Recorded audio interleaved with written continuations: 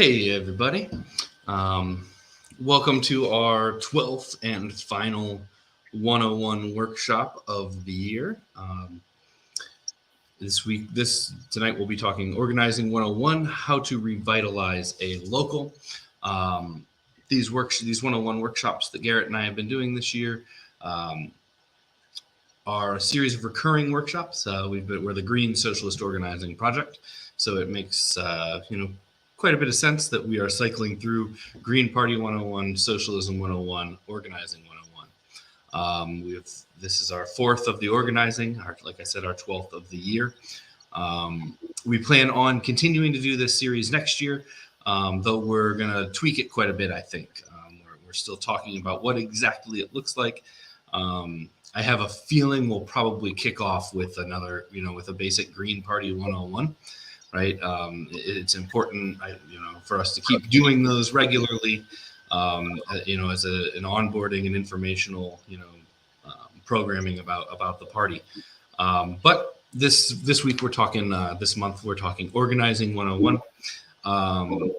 Last month you can go to greensocialist.net/101s with an S at the end, and you can see all the old sessions that we've done throughout the year. Our first two organizing sessions, we kind of broad stroked, independent bottom-up organizing. Lots of resources there.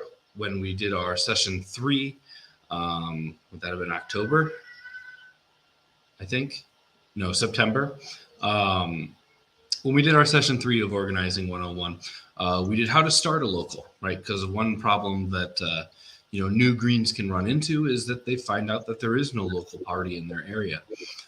After we did how to start a local, literally that night, we were on our project management system, and I said our next one should be revitalizing a local, because that's probably the second major issue that Greens find when they try to get involved in the party, is that on paper there is a local chapter, right? But it doesn't really, exist in any real material way in their community. Maybe they have a meeting once a month or something, but by and large, they try to get involved in the Green Party and kind of dead end at a stagnant local. So that's what we're going to be talking about tonight. My name is Chris Blankenhorn. I'm the Illinois Green Party Secretary. I'm a former Green Party of the United States co-chair from 2016 to 2018. I also served as the social media and tech director for the Hawkins Walker campaign in 2020. And presently I'm organizing with the Green Socialist Organizing Project that's putting on this workshop. I'll let Garrett introduce himself, and then we'll dive into some stuff. Yeah, everyone, I'm Garrett Wasserman, and I'm a current Green Party of the United States Steering Committee co-chair, as well as ballot access coordinator and campaign trainer and all that in the Green Party of Pennsylvania for the last few years. So, like I said earlier, we're going to be talking about how to revitalize a local. Tonight we're going to talk about some of the common problems. Well, actually, to kind of give an outline, we're going to talk about kind of how we got here, right? How we kind of an analysis of why the Green Party on a local level is in the state that it is in some places. Then we'll talk about some of the common issues and get into some, workarounds and solutions to those issues, and then we're going to actually revisit a little bit of the how to build a local, because the reality is if your local stagnated, a lot of those tools that we had, like power mapping, can be really powerful to revitalizing, not just to even for a strong local like what Garrett has in Allegheny County in Pennsylvania. There's probably things that we talked about in our how to build a brand new local, and that we'll talk about in how to revitalize a local, that could be, valuable to them. So we'll end up, kind of looping back around the last session, but most of this session is going to be talking about, how to address local problems in your local. And I'll also say a lot of this could also be applied to state chapters, which often face some of the same problems, though they're less, geographically constrained. So yeah, we will let's add our slideshow and get started. So, setting the stage, right? People encounter the Green Party, right? They're excited to join the party. They're excited to work for change. We always tell people the first step is to find your local party, right? We're a bottom-up party. So it really is, important that you try to start bottom up, right? You start with your local chapter. If you, get involved with them, if there is no local chapter, you look into the state chapters, right? And then we can talk about caucuses. You can look into caucuses and committees and things on the national level. Though I don't believe there's a way to get appointed to a committee if you don't have a state party. So, right. So Greens in general are a passionate group, right? We're excited. We want to change the world. We're excited to try to, push for our ideas. And often that very first step, right, of getting a hold of your local party, of getting involved in your local party, is the dead end that stops us, right? Often the local party doesn't make it clear how to get involved. The Slack or whatever chat or whatever communication system, however they're talking, is dead and uninviting and not exciting. The local parties often don't give much directions on what actions you can take, right? Or how to start a new organizing campaign. And another problem that I see a lot, right? Too many Green parties that on the local level only have a business meeting, right? And so people show up and they sit through a few hours of inside baseball and they never come back again, right? I've literally warned locals about this, right? Hey, I'm sending someone to you. Please don't run them off. And I've also, warned potential activists about this, where I've said, okay, so here's when your next local party meeting is. Be warned, it's probably going to be a relatively boring affair, but it's where you get your foot in the door, and then you can start moving things, right? So we often have a bottleneck, right? A dead end that happens at that local party. At that point, people are pushed into their state or even to national involvement or, just social media support, which, isn't actively involved in the party really. And that's where it ends, right? If we're not talking to you locally, if we don't know each other in real life, it's really hard to get, people more engaged and, know how to engage people, from both sides. It just creates a really rough situation for party growth. And as a bottom-up party, we've got to grow bottom-up, right? So the locals are our core. You have anything on that, Garrett? Yeah, I just I agree. That bottom up means that our locals need to be strong for us to really truly have a strong national presence. Because if we decide to do national projects, and that's not just running campaigns, such as running for president or whatever, but also just actions. If we want to do things like, a march for Medicare for all, or against war or something like that, it's really hard to say at a national level that we're going to do this if there aren't chapters that are well organized and can talk to their members and tell them, hey, we're going to meet on such and such day or whatever it is. So, part of building a strong Green Party movement is having strong locals and revitalizing them and tackling all these issues. The one that kind of strikes me on this list that we still kind of struggle with a little bit in Pittsburgh is communications. I think it's just kind of a general issue with the left in this digital world. We're all trying to figure out, what's the best way to do it. One thing that gets me a lot is our communications is kind of spread across. Some people like email, some people use Slack, some people still are on Facebook groups. So some people will create Twitter groups with each other. So communications gets split among 5 or 6 different areas, and so it really gets in the way where we're not having this kind of cohesive conversation about what the Green Party should be. So I don't want to take up too much on this slide, but I think we'll get more into logistics of things like this that are important to kind of solve as we go forward to make sure that you have a strong local party that can communicate and create plans of action. Yeah, and I want to add real quick tangent, with the tangent off what or building off one of the things Garrett said. The National Party, the Green Party of the United States, does endorse, national days of action and different movements and things like that. But the reality is the National Party is a confederation of state parties, right? And we get way deep into that kind of stuff. If you want to learn about, how the Green Party in the United States is actually structured, go to greensocialist.net/101s and look at our, Green Party 101s. But because of our structure, the National Party doesn't have the ability to, actually make a day of action happen, right? So when the National Committee passes, a resolution supporting, I think the most recent one was about ending the Cuban embargo, right? That's the last one I remember the National Committee, approving. When they do that, right, and then it's imperative that we have local parties that can actually carry out such actions. Otherwise, it's just kind of a decree into the void. So the having these vibrant and active local parties is essential for our national party as well to give validity to the political positions that the National Party, the Green Party of the United States takes. So part one, how do we get here, right? We kind of faced in recent years like a perfect storm. Right. There was obviously the COVID pandemic, and that changed organizing.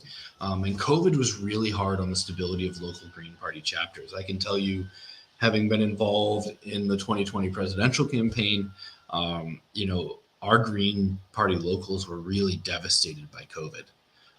It pushed our meetings online, which made it hard to engage with each other and the community, right? And how to actually do organizing during the pandemic. And as one of the main systems and tech people in the party, I can say the party wasn't ready. The party wasn't ready to make the shift to digital organizing that COVID required. And so we were really, really hurt by that, right? Obviously our base, which is largely working class folks, was the list of, that's the demographic that was hit hardest by COVID, right? The lack of healthcare, increased work hours. There was less time to get involved in the party, and then we were pushed online. So the time that we were, able to get involved in the party often wasn't as efficient as we might have been in our one-on-one meetings. Now, if you watch one of my systems workshops, you'll hear me preach, right, that we need to get off of efficiency only happening in these in-person meetings, and we need to get better at day-to-day, organizing and collaboration, between the meetings, online and digitally. But I don't necessarily think that while I hoped it would, that COVID pushed us to that place. I don't think we saw that as the end result. I think we probably saw some improvements in that area, but we didn't, very effectively switch. And our base was hit by all the normal COVID stuff too, right? Yeah, it made it hard, yeah, we were working longer, and yeah, it made it harder to organize, but also our kids were home and being, and we had to deal with all the psychological impacts of COVID and the lockdowns and everything. So, political organizers had to deal with, organizing problems on top of all of the personal and social problems that came with COVID. We've seen, the good news is we've seen a rise in working class unionizing. We're seeing success in that unionizing from the bottom up level, right? We're seeing successes at Starbucks with Starbucks Workers United. We're seeing successes at Amazon with their bottom up, organizing in New York. But what we saw in Alabama, and this is very much tainted by Amazon doing illegal things and stuff like that. But in Bessemer, Alabama, when it was a top-down organizing project where outside organizers came in from a major union and tried to change things, they failed, right? But we saw in New York, bottom-up organizing, a pissed-off ex-employee was able to organize and win, right? And so that kind of that we've seen some changes, right? And we've seen kind of reinvigorated labor come out of the COVID pandemic, because no matter who was in charge, whether it was Trump and the Republicans or Biden and the Democrats, workers were always at the bottom, right? Workers bore much of the brunt. Corporate profits were sky high during the pandemic, right? The stock market was inexplicably sky high when it should have been crashing during something like that. Workers bore the brunt of it, and we have seen some, push on the on organized labor front, which is good. But we've got to grow that. We've got to get outside of just that. We've got to get out, get into our larger community organizing, solidarity networks, and into independence, right? We've got to break free of having all of these things lead into the dead end of the Democratic Party. There's an ebook linked here by Bill Berry. There's a green out of Maryland. It's called Organizing in the Time of the Pandemic. It's free, but it's got some really good tips about how to shift during the pandemic. And while while we're told that the pandemic is over, right? Well, it's clearly not, but we're told that it's over, and many people are kind of moving into the old normalcy, trying to move into the old normalcy.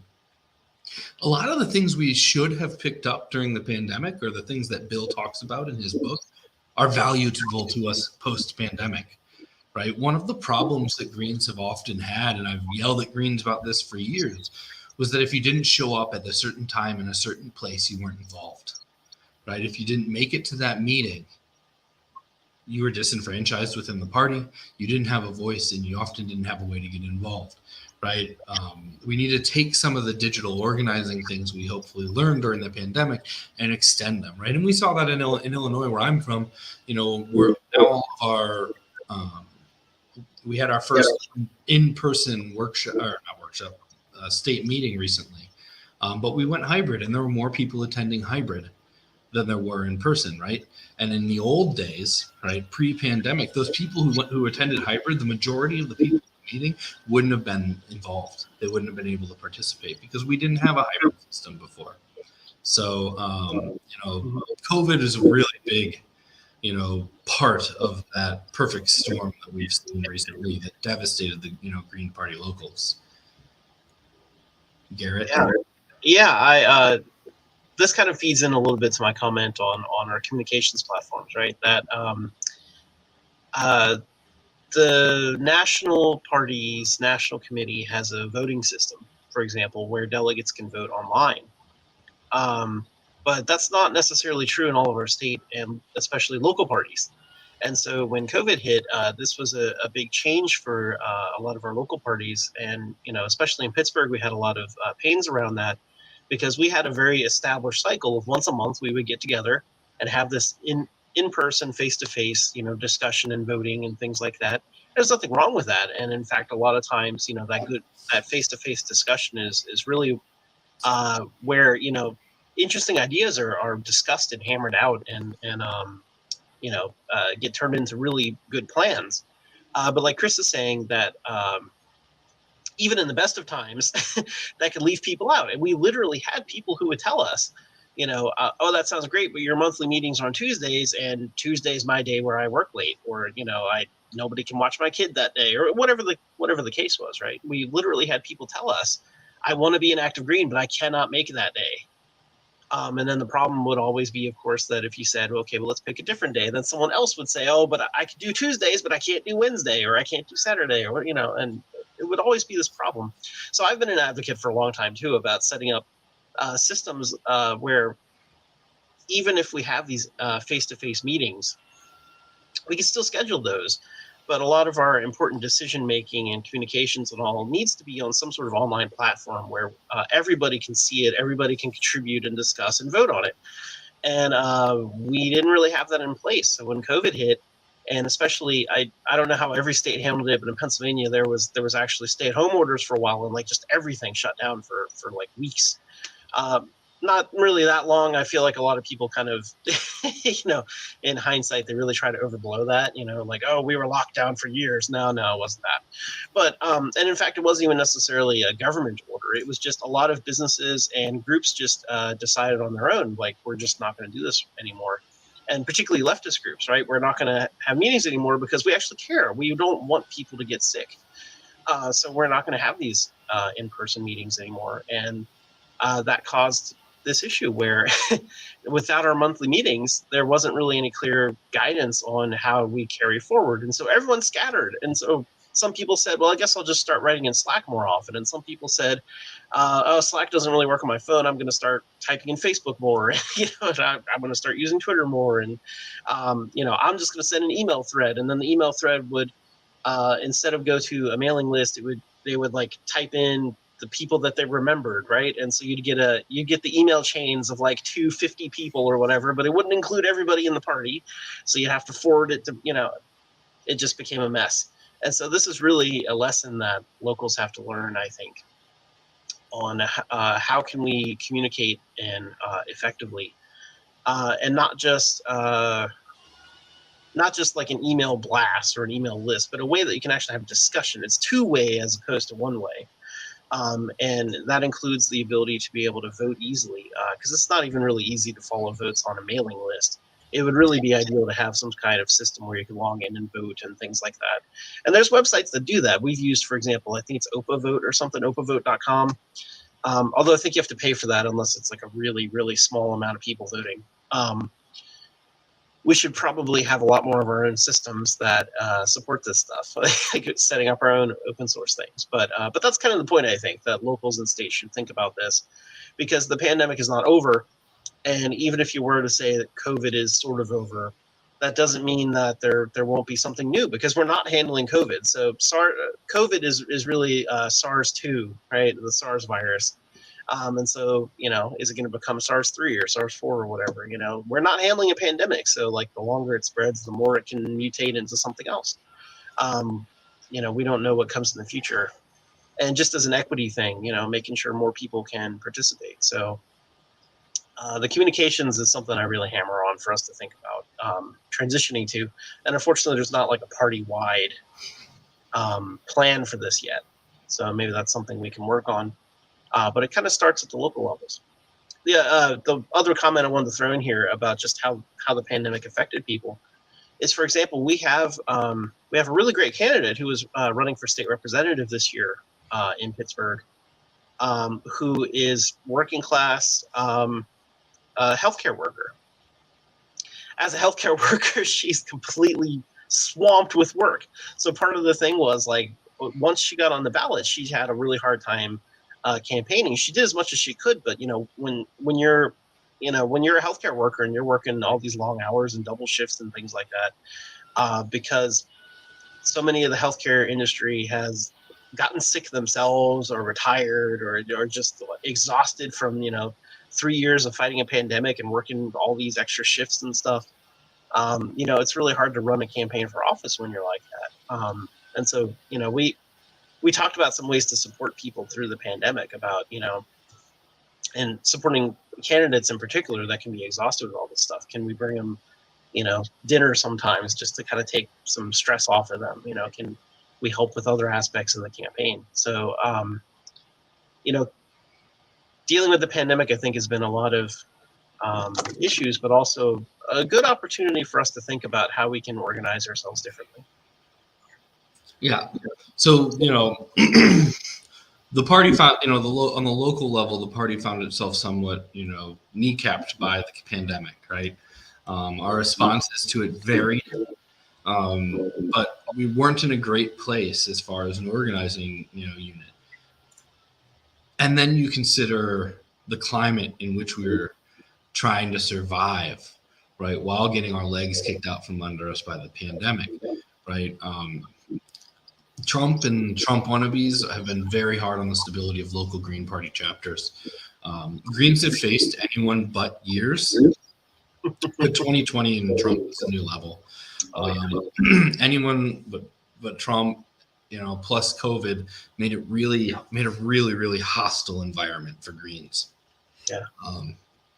And this continued, right? We saw it still in 2020. Trump's not on the ballot, right? But Trumpism is. We had it really hard in Pennsylvania this year. Yeah.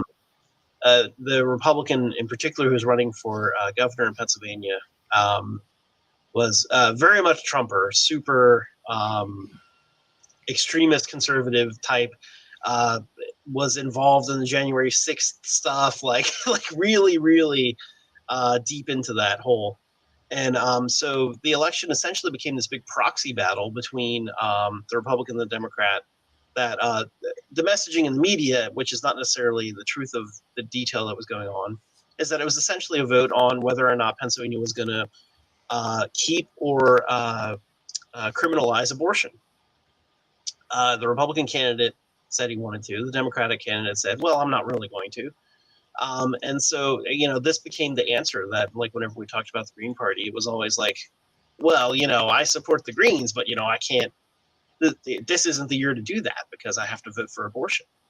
And, one problem with this, of course, is a bunch of the Democrats in the state are anti-abortion themselves, including my Democratic state representative.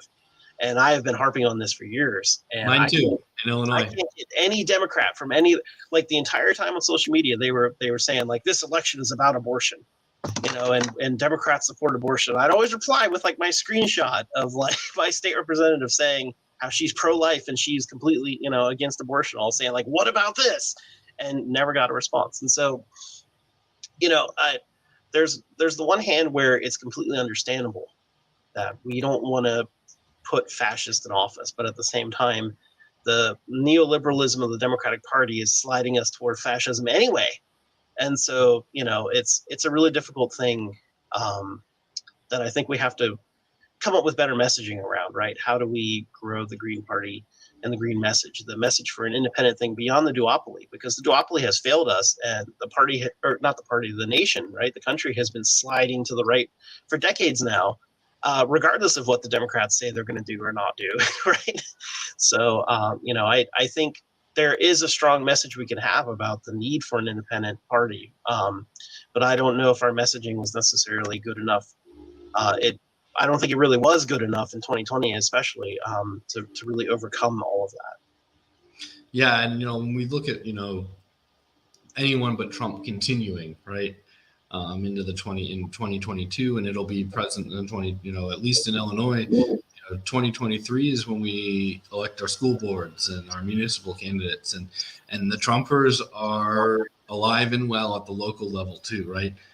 School boards are a big area where they've been pushing, where you've seen a big right-wing push on, to get into school boards and really fuck up our education system worse than the misleadership that's in office already is. And so, we don't want to dismiss this out hand, right? There's a reason to be fearful of this type of stuff, right? But we need to have real strategic conversations. We need to have honest conversations about how do you actually resist Trump, right? Is electing Biden and Democrats who maintain many of the Trumpist policies, resisting him? Is that how resistance works? And what are we actually getting out of these things? And I also think it's an important conversation about long-term and short-term. Defeating a green, presidential candidate, the Hawkins Walker campaign in 2020, the likelihood of us being able to defeat Trump, right, to win the election wasn't really on the table as that much, right? It was an extreme outside thing, right? Bordering on nothing. So how do we deal with that as Greens, right? And we're talking about local chapters, and we start with it local, right? Yelling at somebody across the country on the internet is not going to change their mind.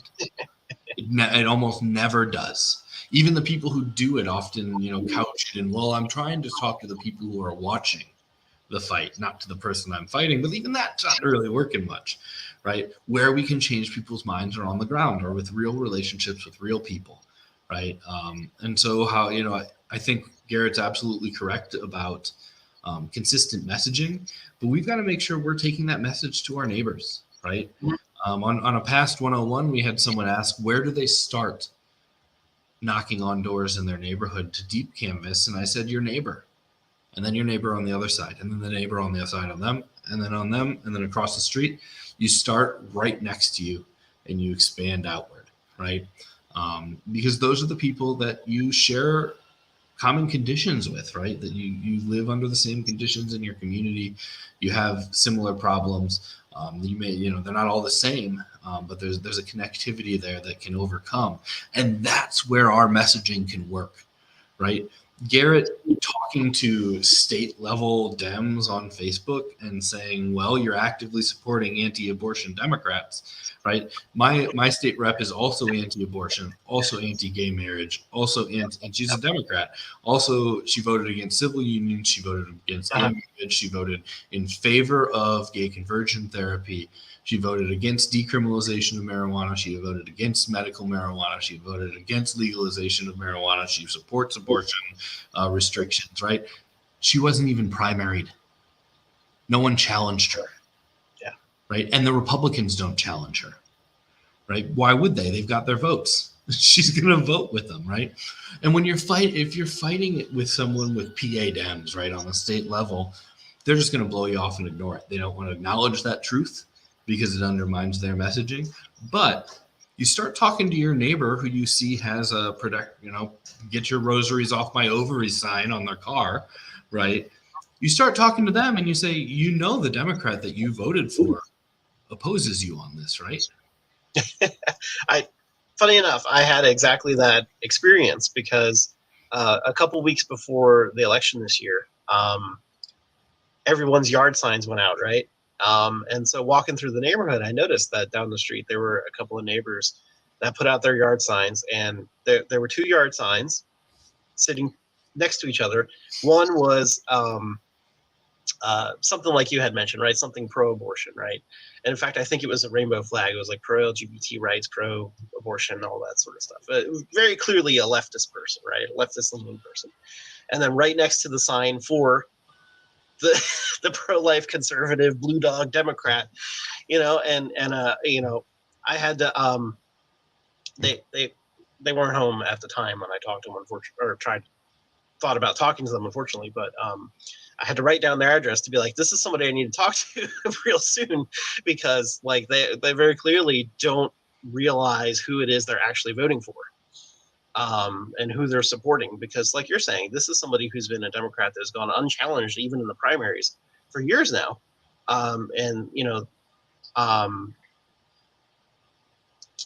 They hide that sort of person behind the facade. This is where I get really irritated by so-called progressive Democrats, because they give the party this more progressive feel and allow the more conservative ones to kind of hide, right? They help kind of smooth over the image of the Democratic Party instead of what it really is, which is actually, a much more conservative right-wing party than a lot of people realize. And I think that's part of our messaging as Greens, that there really are 2 parties, the 2 sides of the same coin. Yeah, even Bernie goes out and stumps for anti-choice Democrats. And he's done it for decades. But yeah, Trumpism's been really hard. And I also want to say Trumpism is the current manifestation, right? Every single election, these Democrats are often going to say, now's not the time, right? Because they fundamentally don't actually support us, right? In many states, my state is very Democratic controlled, right? Garrett also is a Democratic controlled state. It's the Democrats who are actively keeping us off the ballot, right? They literally don't want us to exist as a party. So when someone says now's not the time, that isn't necessarily an invite to argue. That's a pretty clear projection that they don't actually support our right to exist, period. It's not a strategic difference. It's a fundamental lack of, acceptance of us existing as a party and challenging their claim to own everything right of or to the left of the Democrats, which is like everything. Or to the left of the Republicans, which is like everything except fascists, right? So I think we need to keep that in mind, right? When Trumpism fades, there will be another one, right? We went through anyone but Bush, right? And we went through we've been through these phases before. I know in 2020, during the 2020 campaign, Ralph Nader told us, this is worse than 2004. What we were facing, and Jill and Ajamu told us the same thing, right? And Jill and John in 2016, they tried something interesting. They tried to elevate us to see if we would fall on our faces. And what they found out was that we have publicly popular policies, right? Putting Jill and John on CNN and kind of lifting the mainstream media blackout of them didn't hurt us. It led us to great, to some of our, I think probably definitely the best results since Nader. Right. And so the best results in 20 years. So when 2020 came around, the blackout came back with a vengeance, right? Democracy Now! Wouldn't even cover the Green Party campaign in 2020, right? Supposedly progressive media was all down for Biden, in a silent way.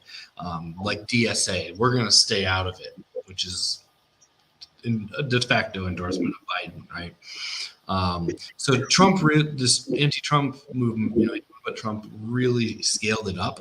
But even after this fades out, there will be something new, right? That we have to address. So this is a problem that we're always going to be facing, as long as we have a system that encourages two-party rule. As long as we have first past the post single member districts. So that's a little more into solutions, right? So we've got COVID taking out the knees of local organizers. We've got anti-Trump creating a very hostile environment.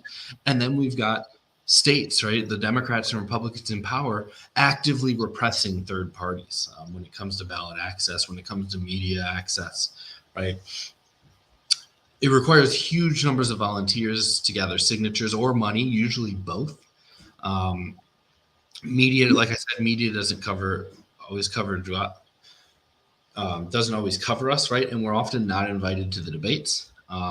Even independent media that's often critical of the Democrats don't raise alternatives, right? They just kind of are critical of the Democrats, and it ends there. And the best result they get is just kind of sending someone out off the Democrats to linger alone in space, right? They don't send them anywhere else to actually build an alternative. This is actually a really great point that anyone watching the stream, I really hope that you share this stream and any other Green Party content you see, because that's one of the best ways to get our message out and to, grow the party. And folks that are looking for videos like this to learn more about the Green Party, they need to be able to know where to go, right? And we need your help in order to spread it, because even the so-called independent media that's out there that is critical of the Democrats, they very rarely speak about the Green Party or really any alternative. I mean, I can understand that maybe somebody even says, I don't think the Green Party is my favorite, but they don't talk about any other socialist party, Socialist Party USA or anything else. It's just, it has this feel of just like talk radio sort of thing now, that it's just like, I'm angry because I'm angry and that's what gets views. And it's not really necessarily a whole lot of genuine efforts to grow an alternative. And that's the point of the Green Party here, that we're trying to actually create that real alternative. And I can say from experience that, especially as a Green Party national co-chair, and maybe Chris had this same experience, that when you actually reach out to podcasts and things like that and say, hey, I'm available, do you want to do any interviews? Like, I'll be on your next live stream. Just tell me when you want to do it, and I could do it. Like, almost nobody ever responds to you. It's not that we're not trying. It's that media very often won't talk to us, and that even includes independent media. We need your help to get the message out and to really grow. And I think especially if more people who are watching these media things demand that we're on there, then they will eventually do it. Yeah, and thinking about independent media, from my perspective, in many ways, they've just replicated the mainstream media talking head model with different talking heads, and still a majority white male older talking heads, right? They've just replicated the model that they are trying to overcome, and kind of in the same model as the mainstream, in the same vein as the mainstream talking heads. From what I've seen, most of these independent media, talking heads are in it for them, right? Their brand is them, right? That's what they're trying to get views, they're trying to get monetization, they're trying to get that kind of stuff, and that's the end goal. It's not creating an alternative, right? It's getting views no matter how. And so, yeah. And then, the final point, kind of spinning off that, right? So the independent media that many Greens think we can rely on has shown that we can't. Right? We can keep trying. We should always keep trying, just like we should always keep trying with the New York Times, right? We should always try with all of these outlets. We should try to get our access. But the reality is we can't ignore the reality, right? We have to look at the reality, and the reality is they aren't covering us, right? They're not advocating for alternatives. They're not, there was a podcast network that did a big third party thing, and it wasn't until a couple days before that we even got Greens on the agenda. It was going to completely exclude the largest left party in the country, right, in a discussion about third parties, and that's completely normal. And that one was driven by the personal opinions of the people organizing it, right? Many of whom were libertarians. So we can't rely on the independent media to support independent politics, which means that we need to create our own, right? The last point, we suffer from self-inflicted repression. When we don't put out our own media, when we don't, too many Greens are spending their time sharing these talking heads, sharing, progressive Democrats, and pushing people either towards the Democratic Party or towards the void. Without a plan of action to go forward. I've yelled at so many Greens when I see a post about this workshop and it looks really interesting, but I can't make it, right? I just can't be on the Zoom at that time, or I'm in another state and I can't be in the room. And so after the fact, I reach out and I say, hey, do you have a recording of that? No. Almost always the answer is no. Cool. So the 5 people that were able to show up at a specific place and time are the only people that got to experience what from my perspective would have been an absolutely incredible, educational event. Like, that means that whole endeavor was basically wasted.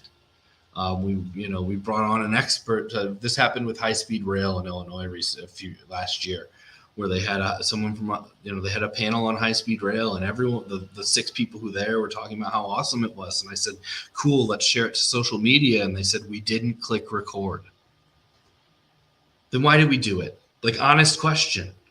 Why did we bring someone in to talk to 6 people?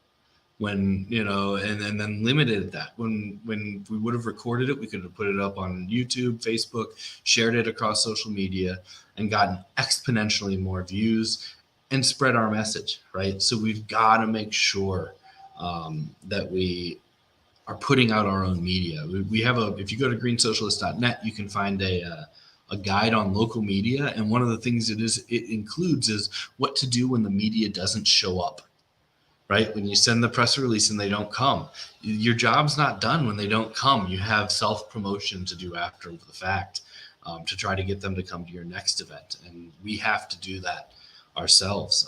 When we're talking about increasing party suppression, I think the most egregious example of that is New York, right? In New York, they tripled the number of signatures required to get on the ballot for governor or president, and they attached it to a COVID relief bill to do it, right? They used COVID to triple the number of signatures, and it's now the worst in the country. They have to collect 45,000 signatures in 42 days, right? That's worse than almost every country in the world, not just in the United States. And they used COVID to do it, right? So we saw that, we saw this in Arizona during the 2020 election. They changed the rules for ballot access petitioning after petitioning had started. They moved the deadline, right? And so COVID was, in some cases, like Illinois, which is a really outlier, we got on the ballot through a lawsuit by saying, we can't collect 50,000 signatures in 90 days during a pandemic. You can't ask us to do that, right? We did the math, and we would have had to contact over 1 million people to get those signatures. And you don't want us coming in contact with 1 million people just to get on the ballot. So we won our court case. But in much of the rest of the country, COVID was used to increase repression against third party and independent candidates. So we faced this, perfect storm. COVID hurt our ability to organize. COVID was used to repress us further. We weren't able to adapt as well, which led into self-repression as well. And then we were trying to do all of this in an anyone but Trump atmosphere that was really, really tough, right? So what are the actual problems that we're facing, right? This led to a number of internal problems, right? As people questioned the strategy and tactics that we needed to change. It led to internal conflict. It led people to leave the movement, new people to come in, right? There was turnover, and so there's some key causes of our stagnation in locals. Lack of members and ways to engage, a lack of direction, a disconnect from the broader community, internal conflict and gatekeeping, are some of the examples we'll talk about. We did a survey that you can still take it, right? We'll still be accepting data, but our data poll that I did last night right before this kind of gave us an idea from existing Greens, right? What the local problems they faced were. 60% of the people surveyed said that lack of resources were the problem. About a little over 50% said burnout. About a little less than 50% said a lack of plan or direction. That same number said a lack of connection to the broader community. About 20% said lack of necessary skills. And then we've got factionalism and interpersonal conflict and gatekeeping coming in around 10% apiece. Right. So the resources are pretty obvious, right? And it's, in a way, self-repression, right? Because we don't take corporate money, right? We have these values that we stand by, and we're a bottom-up party, right? Not a top-down party. And these kind of things can create problems, can create a lack of resources, right? We don't have billionaire donors. We don't have as many resources. That's just kind of the reality of it. And obviously more resources are always better, but the kind of the fundamental idea of doing it differently, of doing it bottom up, is to leverage people power more than we leverage, financial power, to organize our communities instead of pay for ads, and that kind of thing. So that one I think is going to be pretty obvious, right? And this is like true all the way to the national party. We don't have enough resources. But I am actually one person that doesn't think that just more money is the solution. I think more money is, a nice thing, but it's not actually how we overcome this. Yeah, actually, that's something I throw in, and especially the National Party fairly often, that there's this kind of dream, right, that if we have more money and more resources, we'll be a stronger party, we'll be a major party, we'll be doing all this stuff. But I always advocate for, we should have the plan first before we ask for money. Why would anyone give us money if we don't, have like this very clear idea of what we're going to do with it? So in some sense, I think the lack of resources here ties in with a lot of the other points here. And, maybe folks that were filling out the survey didn't quite realize connections there. But me, from my experience, and Chris and I talking a little bit before the live stream,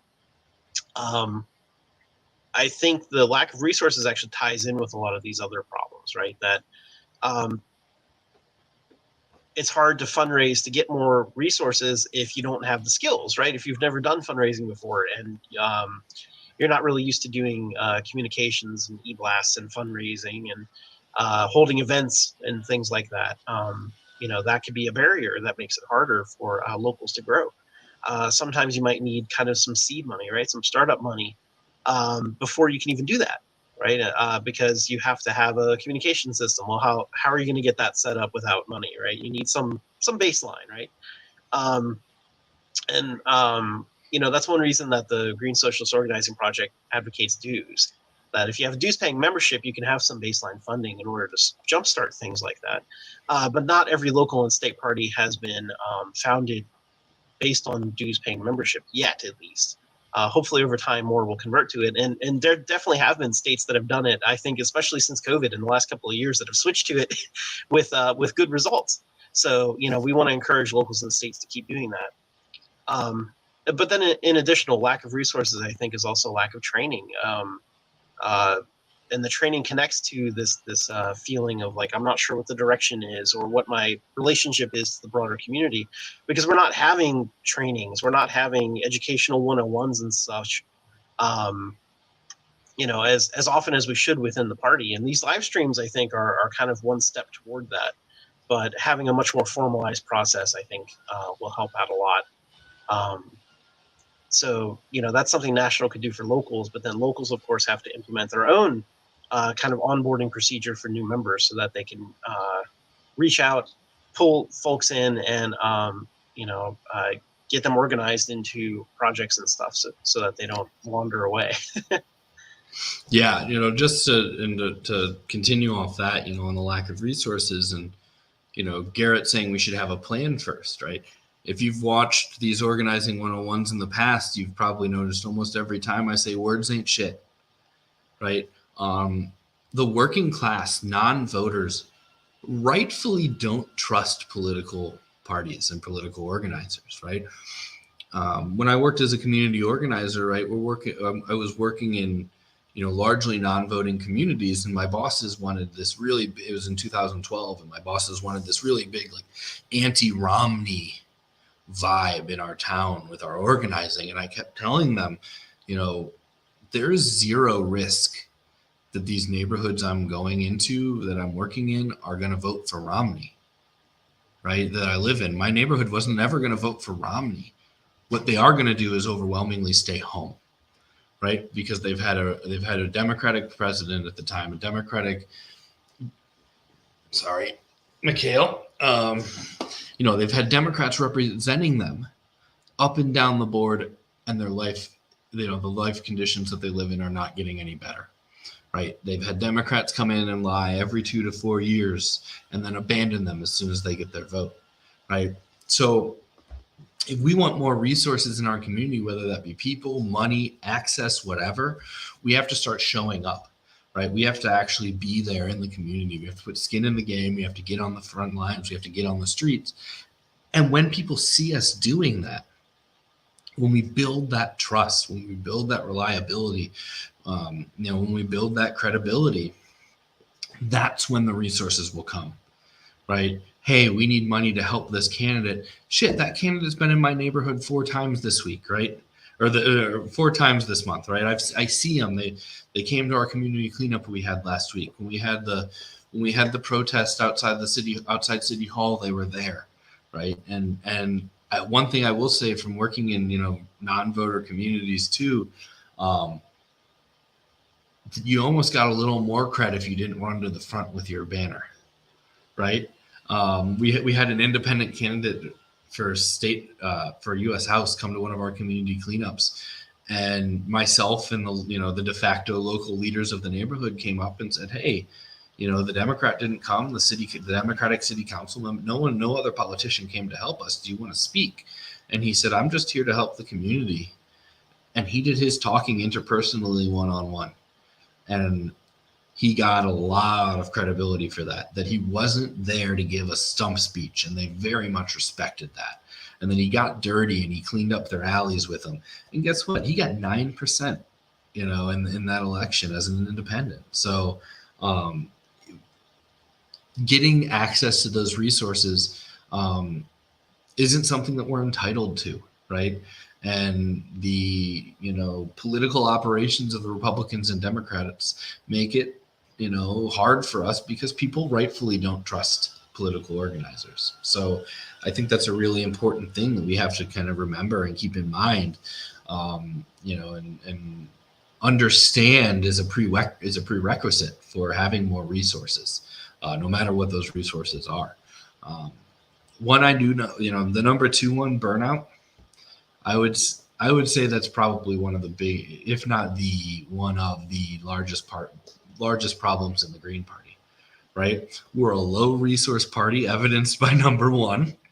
And the people that we do have are passionate and care about the world and care about making the world a better place and care about their community and care about their neighbors, and they throw everything into it.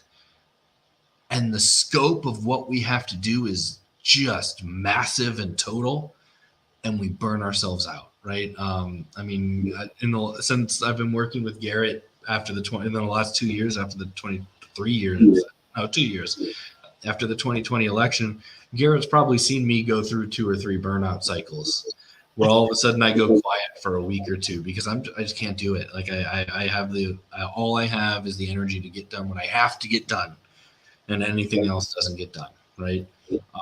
So burnout's a huge problem, right?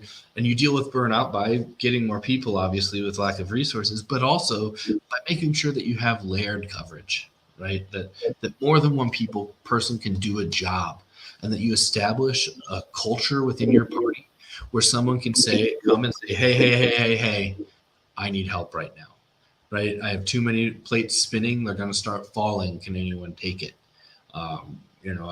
I've seen people do this to success, and I've seen people to do this and then get thrown out of the party. Not the Green Party. Happened with another third party I was involved in as a dual member. But somebody was getting divorced, their life was falling apart. They stepped down his chair, and then they found that they were everything blew up. Right, all of a sudden, the local party status was revoked because we didn't have a chair, and it was just this whole mess. When they did exactly what we want them to do, right? When you need help, you need to ask, and then when somebody asks, you need to do everything you can to, give them that support. So, that's sorry, but these issues are really all intertwined, and so we have to keep that all in mind because. Like Chris was saying, some of the burnout comes from lack of resources that, especially when we're running campaigns, right? The amount of stuff that's required for us to run successful campaigns, to get on the ballot and to, really get out there and door knock and, do all the stuff that's necessary for, a real campaign, like a real effort, right? It requires a lot of us. And in some sense, it on purpose requires a lot of us, right? Because that's how the duopoly maintains power, that only the folks with a lot of money and a lot of connections they're only supposed to be the ones that can actually run for office, right? It's not supposed to be that realistic for anyone else. And those hurdles are not insurmountable. They can be overcome, but they can only be overcome by good organizing. And so sometimes I think Greens run head first into stuff before doing the organizing work. And when that happens, the end result is that a few people burn themselves out because they try to do everything on their own, and they don't have the resources and support to do it. And this it ends up happening partially from campaigns, partially external forces, right? Like meeting ballot access laws, things like that. But also it happens a little bit internally because some of our party structure and part of our party bylaws and stuff like that require a lot of things of us. And some of that is inspired by election law too, but some of it is, I think, a little bit too much for where the party is at right now. And so it ends up with people feeling like they have to take on too many hats, too many roles in the party. And I felt that. I have been guilty of this. I'm not even pointing fingers at anybody. I have done this myself, where you sign up for too much, and it's because you're passionate, right? You want to change things. But that's not necessarily the best course to actually change things and to actually organize stuff. That's actually the course to burn yourself out and then nothing happens, right? So it's really important in especially the early stages of building a local that you don't take on too much on yourself, and that you don't feel like you have to do everything all at once by yourself right now, or that's it. No, one of the first things that you should be doing as an organizer is bringing in other people. And one of the other, if you look at one of our past organizing 101s, we've had talked about how the best organizers are the ones that try to organize themselves out of the work. Like you're doing the best organizing work when you're teaching other people to be organizers, and then they can go out and keep the cycle going, right? They can keep building in their communities and so on. And that's really the sign of a healthy community, because then instead of you taking it all on your own, the work is being spread out, and you have people that are getting trained and getting experience. And so if you need to take a step back because of something going on in your life, or just, feeling a lot of stress or pressure or whatever, there's people there that can help with that they've had the training and the experience to do that. as opposed to everything falls apart, like Chris said, if you step back. Which unfortunately, that pressure keeps people going even more, right? Like, it's going to fall apart unless I do this. And so then I have to keep doing more of it. And it makes the burnout more severe, makes the crash later on more severe because you've gone for even longer now without training someone. So, you know, I think the burnout is related to the lack of resources and the lack of training and skills and all too. Like this is all really the same problem in some sense.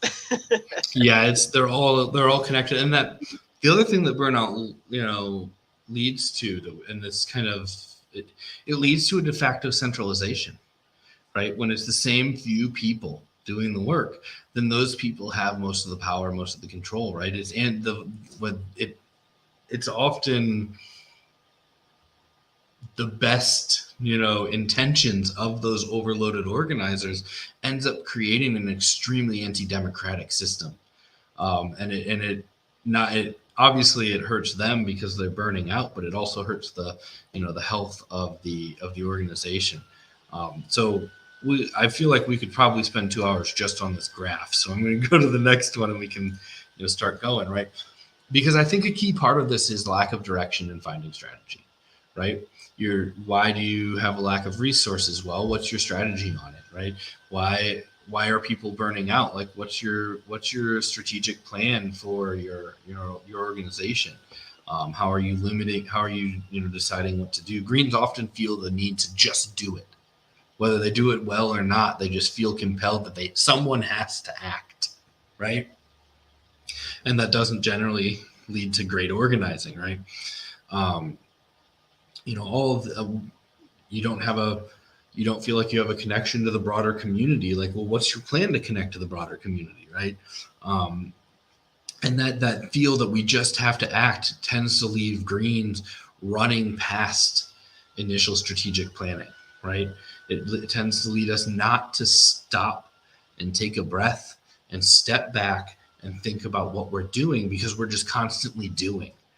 We don't have time for that analysis. So, you've got people at your meeting, right? We're talking about locals that need revitalized. So what now, right? You don't feel like you have a clear sense of direction. Identify some issues in your community you want to see addressed, right? Things that directly benefit you and your community. People will be way more inclined to get involved if they have a material interest in the change that they want to see, right? There's a Facebook page called Universal Healthcare, DUH Universal Healthcare. It is the most ideologically confused page I've ever seen in my life, because it is explicitly, created to support the idea of universal healthcare in the United States, but it, without any question, actively supports the Democratic Party that doesn't support this, right? They actively repress anyone from the independent left. And it's just a shit show of,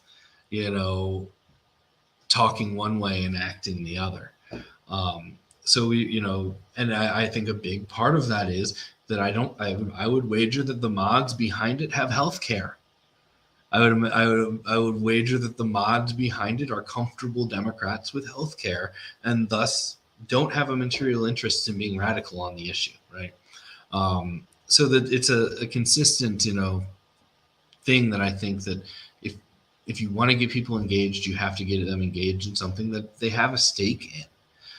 If someone doesn't have a stake in it, if someone doesn't have a stake in what you're fighting for, then their line of when they walk away is way lower than the line of someone who needs this.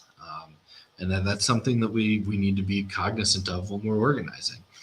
We talked about that a lot in our qualifying the lead section of our last organizing 101, right? So we need to find some issues in our community that people are passionate about and that they're impacted by. And then when we do that, we also need to look who's working on that, right?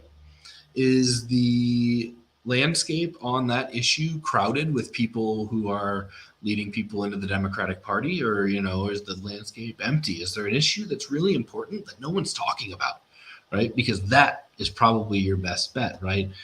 Greens will also have this tendency to think that they should try to steal progressive Democrats as a tactic, but it's a decades-long failed tactic, right? You can't steal a minority of a minority party to reach a majority, right? The largest voting bloc every election,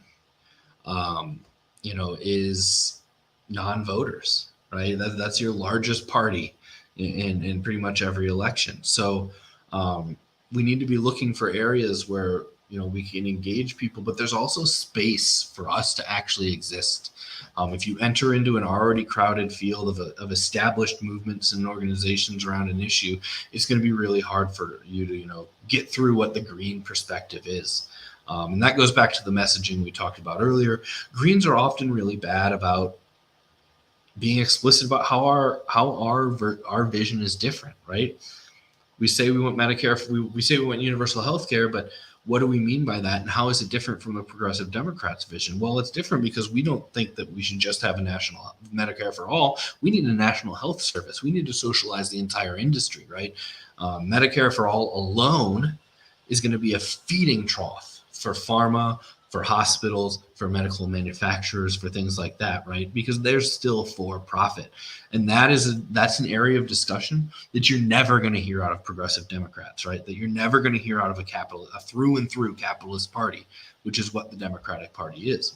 So when we have these conversations about issues in our community, and obviously I chose a national one there and not necessarily a local one like you will be, but you need to be able to express why your perspective and your vision is different and why that difference is important, right? And why that difference is something that people should fight for rather than settling for the middle of the road solution that you're going to get, from a Democratic Party aligned group, right? When you find these issues, right, we can link them back to global, national or global issues, right? What environmental racism looks different in Pennsylvania, where Garrett is, versus Central Illinois, where I live, right? Garrett lives somewhere where they're fracking the hell out of everything, right? Here in Illinois, the Sierra Club and the Illinois Democratic Party got together in a back room and legalized fracking, but we don't have any fracking happening in the state because it's not economical for us, right? They tried to let it happen. Like the Democrats tried to give fracking, a foothold in Illinois. But the economics just aren't there, right? So it looks different. It looks different places. So when you're doing this, it's important to be able to tie up to these national issues, which tend to get people a little more excited than local issues and tend to have a little more background. Power mapping, ask who. We'll talk more about power mapping later, right? But when you're coming up with an issue, you want to say, ask who, and you kind of want to ask who a bunch of times, right? Who does this impact? Who has the potential to change? Who has the potential to get us near of that person, right? These are the kind of questions we want to ask when we're trying to figure out what to do. Think about reading groups or educational opportunities, right? Learn about actions and campaigns in both the U.S. and globally against capitalism to gain inspiration, right? We talked on our last eco-socialism 101 about the Zapatistas, the ELZN, and their principles. Yeah. The Zapatista principles are like God level principles and priorities, right? Like as a leftist organizer, you read them and you're like, God damn, like they're extraordinarily hard to live by, right? But they're exactly what we need, right? And every green local should read and discuss those principles. Like I honestly believe that, right? Just like I think every green local should read, Paulo Freire's Pedagogy of the Oppressed, because it's really important to understanding of how our society marginalizes people, right? And so these reading groups, they help you kind of craft a common foundation, right, and a common political view that can help you get through, some of the struggles that people have, the interpersonal conflicts, the lack of direction, the strategy, that kind of stuff. If I can add in there quick. There's definitely a lot of, I'll call it theory, that would be really good to read. it gives us this common, leftist green socialist language that we can communicate with each other a lot better and understand concepts a lot better, because it facilitates communication if we have words and language and ideas that we can share with each other. So I absolutely encourage folks to have reading groups around more theory sort of concepts.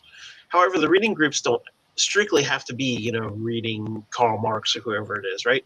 A reading group could actually be as simple as just setting up a time where you and folks in your community get together and discuss the local newspaper or something like that. Discuss articles that were posted online in common things, whatever leftist place, right? Like a Jacobin or a Left Voice or something like that, right? Just articles that have come out recently, and discuss those. It doesn't have to be like a whole like crazy book of theory or whatever, right? Just it could be discussing current events, reading it together and discussing it, and then discussing how it affects your community, especially if it's local newspaper. It's really easy to do, but discuss how it affects your local community. And in particular, read those articles about what people are doing in other communities, and see if what they're doing makes sense for your community. There's all kinds of Cooperation Jackson and is it Springdale? No, not Carbondale Spring. Carbondale Spring. That's it. And there's all these groups like this that are working at local and municipal levels to address problems in their communities, getting clean water or good jobs like worker co-ops and these things like that. And it's really great to read about essays about what they've been up to, because it will help give you inspiration for what you could possibly do in your community. So I just wanted to throw that in there, that reading groups shouldn't necessarily be academic things, right? They should be reading, about what's going on in Cooperation Jackson and saying, oh, that's a really cool idea. What if we tried that here? That's really a great reason to get together for reading group. Yeah, one of the things that Howie has brought up numerous times over the last few years that I've worked with him, and it kind of gets to this idea, right? Like, if you say, let's have a reading group, that can feel really intimidating, right? You can read, people think that it takes this insane level of academia, right? You'll notice that I'm in a different place in my house than usual, right? Usually I'm sitting next to my bookshelf, and like throughout these, I'm like reaching over and I'm pulling off books, and like I have a degree in political philosophy, but you don't need any of that, right, to run a reading group. And despite knowing that truth, that you don't need that degree, that you don't need those books like in a pile on on your desk, like it can still be so intimidating that people just don't even try, right? And so one of the things Howie's suggested multiple times, and that I really love, and I'm actually working on like a guide and a resource on how to do it, is you take turns, right? You said it. You have your weekly or monthly or however you're meeting monthly, and this month it's Garrett's turn, and Garrett's going to pick a work or a topic that he thinks is important, give a short presentation on it, and then talk about it, right? And have your discussion.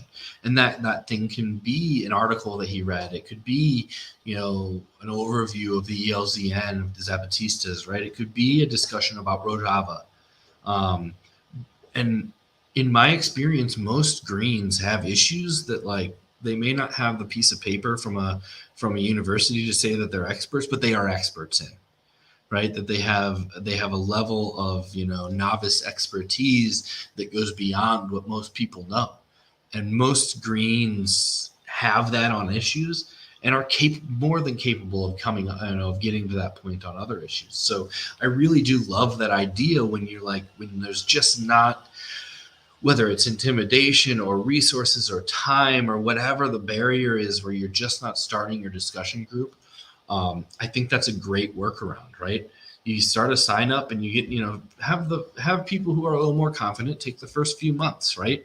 And you work through it. And so, we work, month 1 is Garrett, month 2 is me. And, we start opening it up, and that lets people, teach you about their passion, right? When that one member of the party gets really worked up every time you talk about something, and like it's like kind of annoying to you as an outsider, like, man, why is Bob really into this? Well, Bob's going to do a presentation on it, and you're going to find out why, right? And then hopefully you're going to come away and go, well, damn, I thought that was kind of a tertiary, kind of brushed it off issue, but it's as important as Bob has been making it seem now that I've been, given a more than a gloss over education on it, right? So I really love that idea. And like I said, we're kind of taking this data and we're working on resources to address it. And that's one of the resources I'm working on right now, is kind of a guide and some outlines on how to run that kind of decentralized, reading group that doesn't take the time. Because, I mean, really, truthfully, to run a really good leftist political theory group takes a lot of work. It doesn't take just take picking a book. Like, that's the bare minimum, right? You pick a book and you can do it. But if you want to excel, if you want people to thrive in your reading group, you've got to put in time beforehand. You've got to write up summaries. You've got to have, discussion questions ready. You've got to be, well versed on it. And this way, it very much, I can say as a previous educator, I used to teach some college level courses. A lot of folks really don't realize how much effort goes into creating a good lecture or a good class or a good learning experience, and so that's not meant to necessarily intimidate anyone to not do it, but really the point more is that a lot of effort goes into making good high quality stuff, and so it's important for us to put together some good high quality materials to help you be able to put it together really nicely. Yeah, as also as an educator, but I taught 3 to 6 year olds. I would spend hours every week preparing for my science class where we would talk about, where I would be, talk again, 3 to 6 year olds, right? So it shouldn't seem like it should take that much, but to do it to the level I wanted, to do it to the point that I could actually get through to a 4-year-old about solids, liquids, and gases, right? Takes work. And so, yeah, we're trying to put some resources together to help you all, but I really love that idea of decentralized, right? Pick something you're passionate about, right? Most Green parties will never run out of topics that their members can be passionate about. We tend to be passionate to a fault. And so that really kind of plays into, when you do it that way, it helps us get to know each other, right? Now I know why Bob's so into that topic, right? And that lets me know Bob a little better as a comrade and as a fellow organizer, right? So, there's so much good about education. I think it's probably pretty common, and it's certainly been my experience that folks will often start gravitating toward learning a lot about something that's meaningful to their personal lives. It's something radicalized them at some point in their history, right? And that's part of what this is about. It's like, well, what was the thing that got the switch to flip in your mind and say we need independent politics, right? And for many environmentally minded people, it might be because they live next to some sort of coal plant or fracking or something, and they saw firsthand. We see this in Pennsylvania.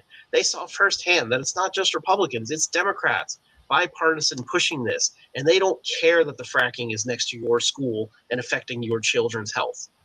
And so now that's radicalized them. And so now, like Chris is saying, there's all kinds of people in the area that, okay, they don't have college degrees in fracking, but they know about fracking because they have studied this and they have talked to experts. They have talked to scientists and all. They've gotten the people at our local universities to start looking into it, looking into the public health and stuff. And so, there's a personal story behind a lot of this. And, one of my stories is that over the last few years, I've become a lot more interested in community control of policing and defunding policing and looking more toward, having more socially just structures for helping people and not just like criminalizing poverty and things. And that's partly driven because of my own personal experiences that, my wife and I have had to fight in court against the police because she was arrested for protesting against fracking. They told her to leave the park. And when she asked why, they arrested her. And then they tried to throw all these criminal charges on her saying like, oh, you were resisting arrest and, what would you call it? disorderly conduct. Yeah, all right, just like threw the whole thing at her, and you know, you can hear these. You can hear these stories. You can hear the stuff about the criminal justice system doesn't work, for example. And you can sort of know that, but it's different when you've experienced it and you've seen it firsthand. Oh, I didn't realize it was this ridiculous, you know. And so part of these reading groups, I think, should be us sharing these experiences. What was the thing that helped kind of radicalize us and help us realize that the current system doesn't work. And not only does it not work, but it doesn't have any interest in fixing itself. We have to organize to fix it because it won't do it itself. It can't do it itself. That's part of the problem with capitalism. Yeah, and part of, you know, organizing a bottom-up party is accepting and elevating and you know, respecting this experiential knowledge, right?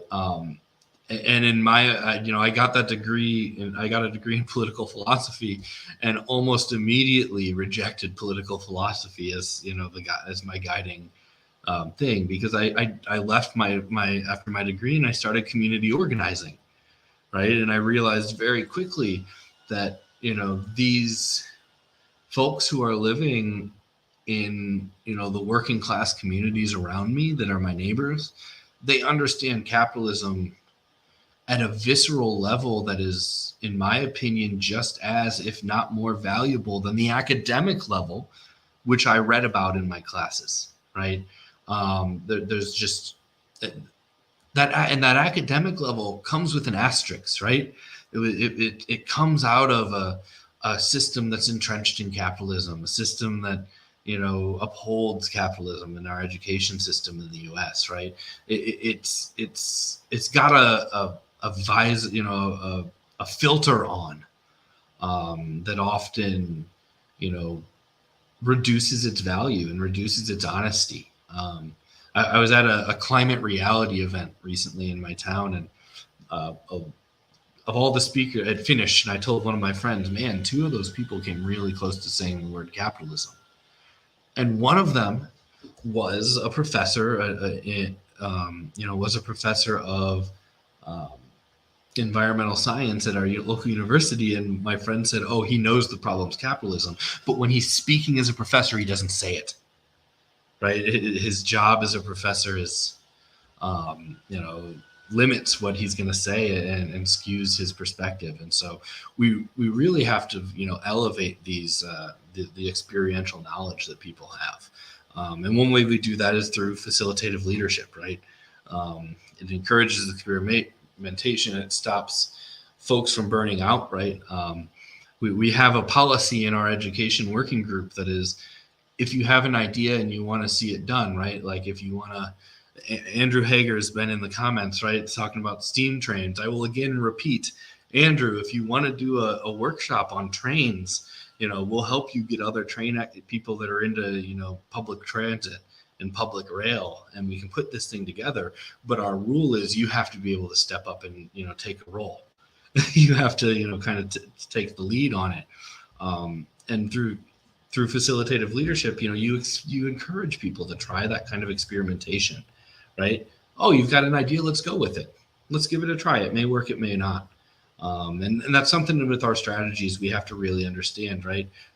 We're trying to do a kind of organizing that doesn't really exist, right? We're trying to do a kind of organizing which is repressed by the political establishment, right? We're trying to create a world that has never existed before, right? It's a very precarious thing that we're trying to organize for, and that means there's going to be setbacks, there's going to be sidesteps, there's going to be failures, right? Along with successes. So facilitative leadership, let's just kind of experiment out, right? And then one day, Allegheny County will try something and it'll work. And Garrett will be on, you know, on the national committee and social media to Greens, just broadcasting like, "Oh, we found something," right? "Oh, this has some legs," and then we can try it out on a larger scale. Yeah, speaking of, we have this kind of rule of thumb in Allegheny County that you know, at our meetings, if any member wants to bring forward an idea for some sort of project or action or campaign or whatever it is, they can bring forward that idea. and we'll all be supportive of it. We just kind of put this rule of thumb on it that says, if you can get 5 other members, or 4 other members, right, 5 total, if you can get 5 people to sign on to that project, then we'll support it, right? We'll toss you some money out of our bank account. We'll set up a plan, and we'll do the media advertising, whatever it is. We just want a handful of people to support it. And if you have that, let's go forward and do it, right? And part of the reason we do that is, we don't expect you to have 50 people or something, because it would be hard to get that amount of people, especially if you want to take some sort of like quick action. And sometimes that's what happens, right? Like we've had, for example, like Joe Biden and stuff come to Pittsburgh, and it's been thrown out like, well, how about we go protest that he's there? And so, that's kind of a quick thing that needs to happen, right? And so we always say like, well, if you can get 5 people together, do that. And it's partly because you want enough people around that they can support each other, especially if it's some kind of action or whatever, right? Like you want to make sure that it's not just one person by themselves. But for a number of reasons, right? You don't want one person to burn themselves out. You don't want one person to feel neglected or left out by the group because they're off doing things by themselves. If they do an action, they go out with signs or something like that, you want to have a bunch of people around so that, like, for example, the police can't come by and just say, you're one person being rowdy on a street corner, we're just going to take you. Instead, if you have 5 people with you, you have witnesses, right? You can have a liaison that talks to them and says, like, look, we're just here for free speech and stuff. And then it usually goes fine. So, that's been our rule of thumb. And I think it's worked pretty well, where we've had, some interesting actions that have come out of that, where Greens have gone to rallies. And I think one of the most recent ones actually was Bernie Sanders came to Pittsburgh, and it was thrown out there like, well, why don't we just go to the Bernie Sanders rally and just start handing out Green Party flyers? And so that was what happened. Like 5 of them went out there with a banner and just started handing out Green Party stuff to them. And, of course, there were a lot of Democrats in the crowd that were put off by that. But there were other people who were there because Bernie represented this kind of independent edge, right? And so an independent Green Party saying, like, hey, we're going to take what Bernie's saying to the next level, right? Not just Medicare for all, National Health Service, and all this stuff. That really appealed to them. So, that's been our kind of rule of thumb, that, if you can grab a few people, then it's probably something worth trying and worth doing, right? So that's a good gauge. Hopefully that helps. Yeah, and the other thing it helps with is another one of the topics, that we'll talk about in coming up on slides, and that is gatekeeping, right? If everything has to go through one or a few de facto leaders with a stamp of approval, it can be really hard to get things done, right? But with facilitative leadership removes that, right? Oh yeah. To be clear, when I say 5 members, I mean like any 5 members. I'm not talking about like the co-chair has to agree or whatever. Like just if any 5 members of the local party agree, then we're supporting you doing that. Yep. Right. So how do we get a strategy, right? And that from there, building engagement, right? How do we get that spark back, right? Start with small goals and wins, snowball them. More folks will join as they see more progress. Don't forget the importance of fun social events to recharge activist spirit. Education and fun events, not dry, boring meetings. Be visible in your community, standing up for your values. Be visible in your community, having fun. Go wave some signs and agitate. I hadn't actually read this until last night, but do go read Your Politics Are Boring as Fuck. Because they are. And it's important, right? We talked about earlier that people are more likely to get involved with something if they have a material interest in it, if it directly impacts them, right? And it's a short essay, gets right at that, and I think it has a great critique of traditional leftist education, right? We're in here talking a lot about how you need to do education, but we shouldn't be trying to replicate how, the left has been doing it for decades, because it's boring as fuck, right? It's reading theories from authors who've been dead for a century, right? It often lacks any kind of, kind of application to modern standards. It often lacks any kind of, orientation towards action items at the end. And it really plays into this kind of elitist, like who's read more books attitude that happens on the left, right? And that's not an exciting thing to get engaged in. It's boring as fuck. And that's not me. I just bought my wife Lenin's The Imperialism, the Highest Form of Capitalism, right? There's value to reading these things, but it has to be done in a very specific way. It has to be done with a purpose.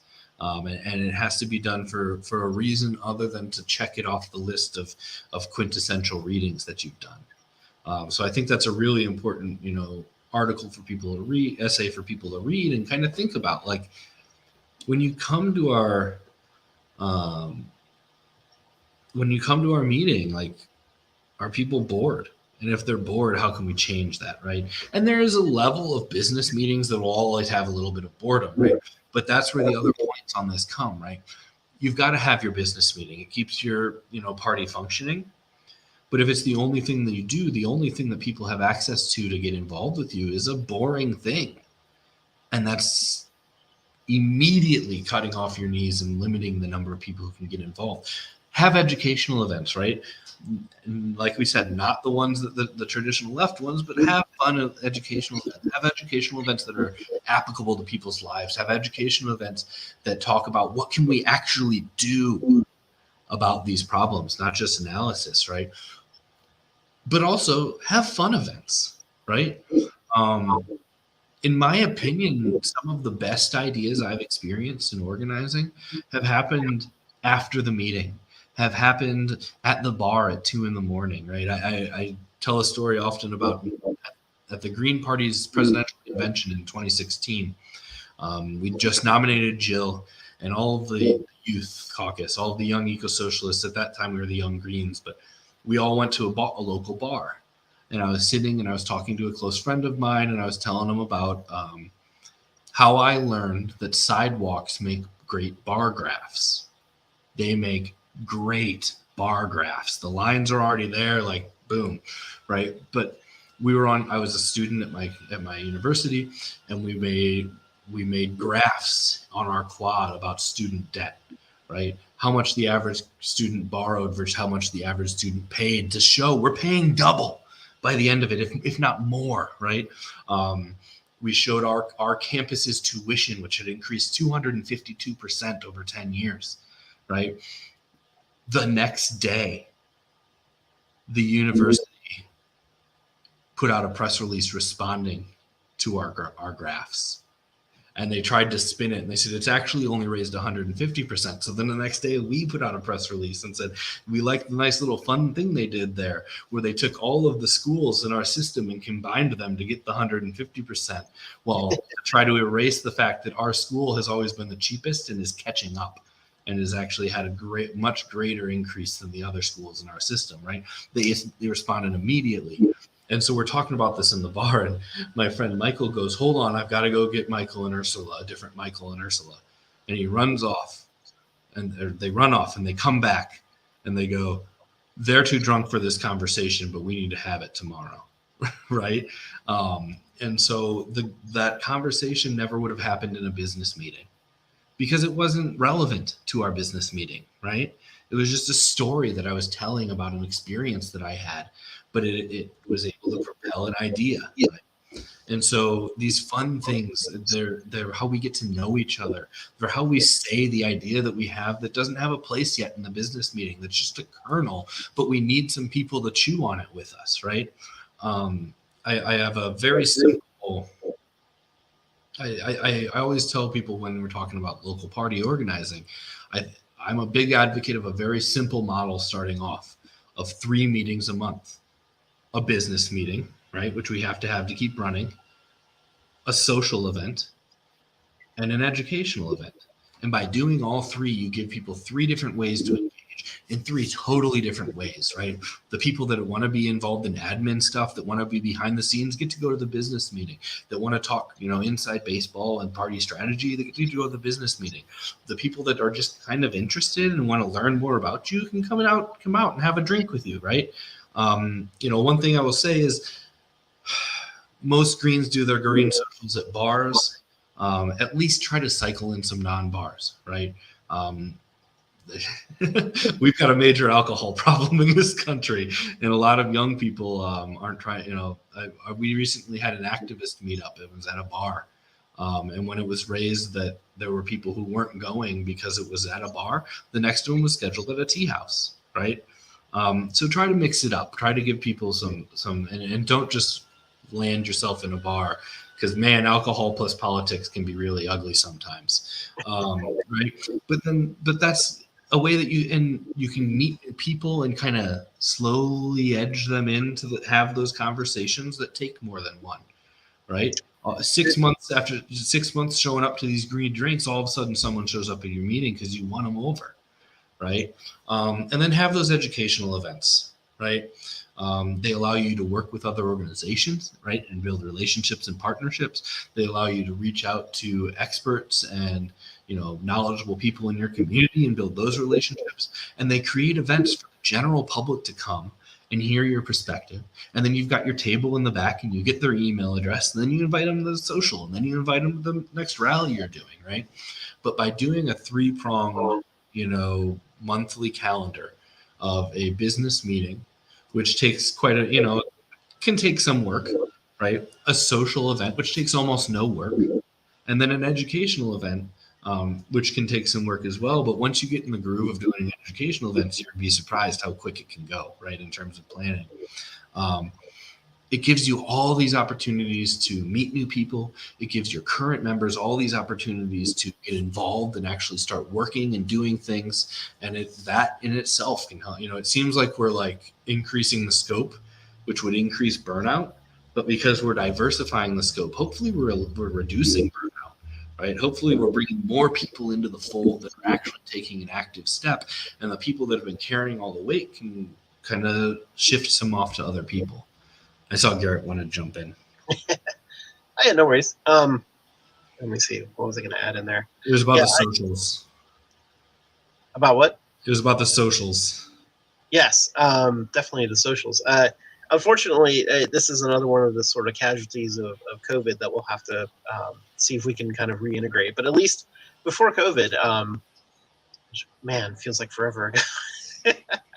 But before COVID, we would usually have these educational events, and a lot of times it would be at like a coffee shop or something where anyone could attend. And you could support the local coffee union, right? So there's all those perks. But like we had, for example, holiday parties. And I remember a holiday party. It must have been 2019. It was like right before the pandemic started. We had a holiday party where we got together, and it was just a party. It was just like come get together and chat with Greens. And we just had a couple of people there that said, well, I'm planning on running for office next year, and so as we're doing our holiday greetings, they got up and said, I'm thinking of running for office, next year. And, and everyone cheered. And it spawned like some just kind of like very informal, over cookies and hot cocoa and stuff, right? Talks about like, oh, why do you want to run for office? Well, what's, tell me more about your district and all. And that allowed us to kind of have this recruiting sort of drive, like not on purpose, but it ended up being that because folks who were new to the Green Party, we had people who like, it was literally their first time ever going to the Green Party meeting, right? They would have never went to a business meeting, but they saw holiday party, come meet the Green Party. And they said, I'll do that. That sounds good. I'll go have some cookies. And they went there and they met some of our candidates. And I forget who it was, but I know we had one person who was like a musician and said like, hey, I'll volunteer to like do some music at future campaign events and all. And, we started to network and find people and just those casual conversations. Like you never knew like, oh, this person is actually a musician. I didn't know that they played an instrument. You find out all these interesting things about each other. And you build camaraderie, right? You build solidarity with each other.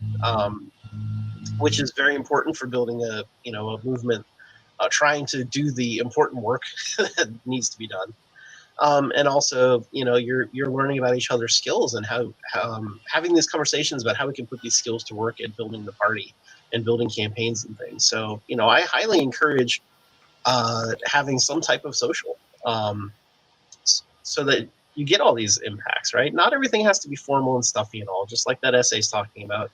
And in fact, the formal stuffiness should be kept to a minimum, really, because really community is based on, people enjoying each other's company, right? Having fun and learning with each other and all this stuff. And when it becomes a chore, when people are like, it's like a second job or third job or whatever, right? Like, I got to go to the Green Party meeting. Who's going to actually want to do that? Nobody, right?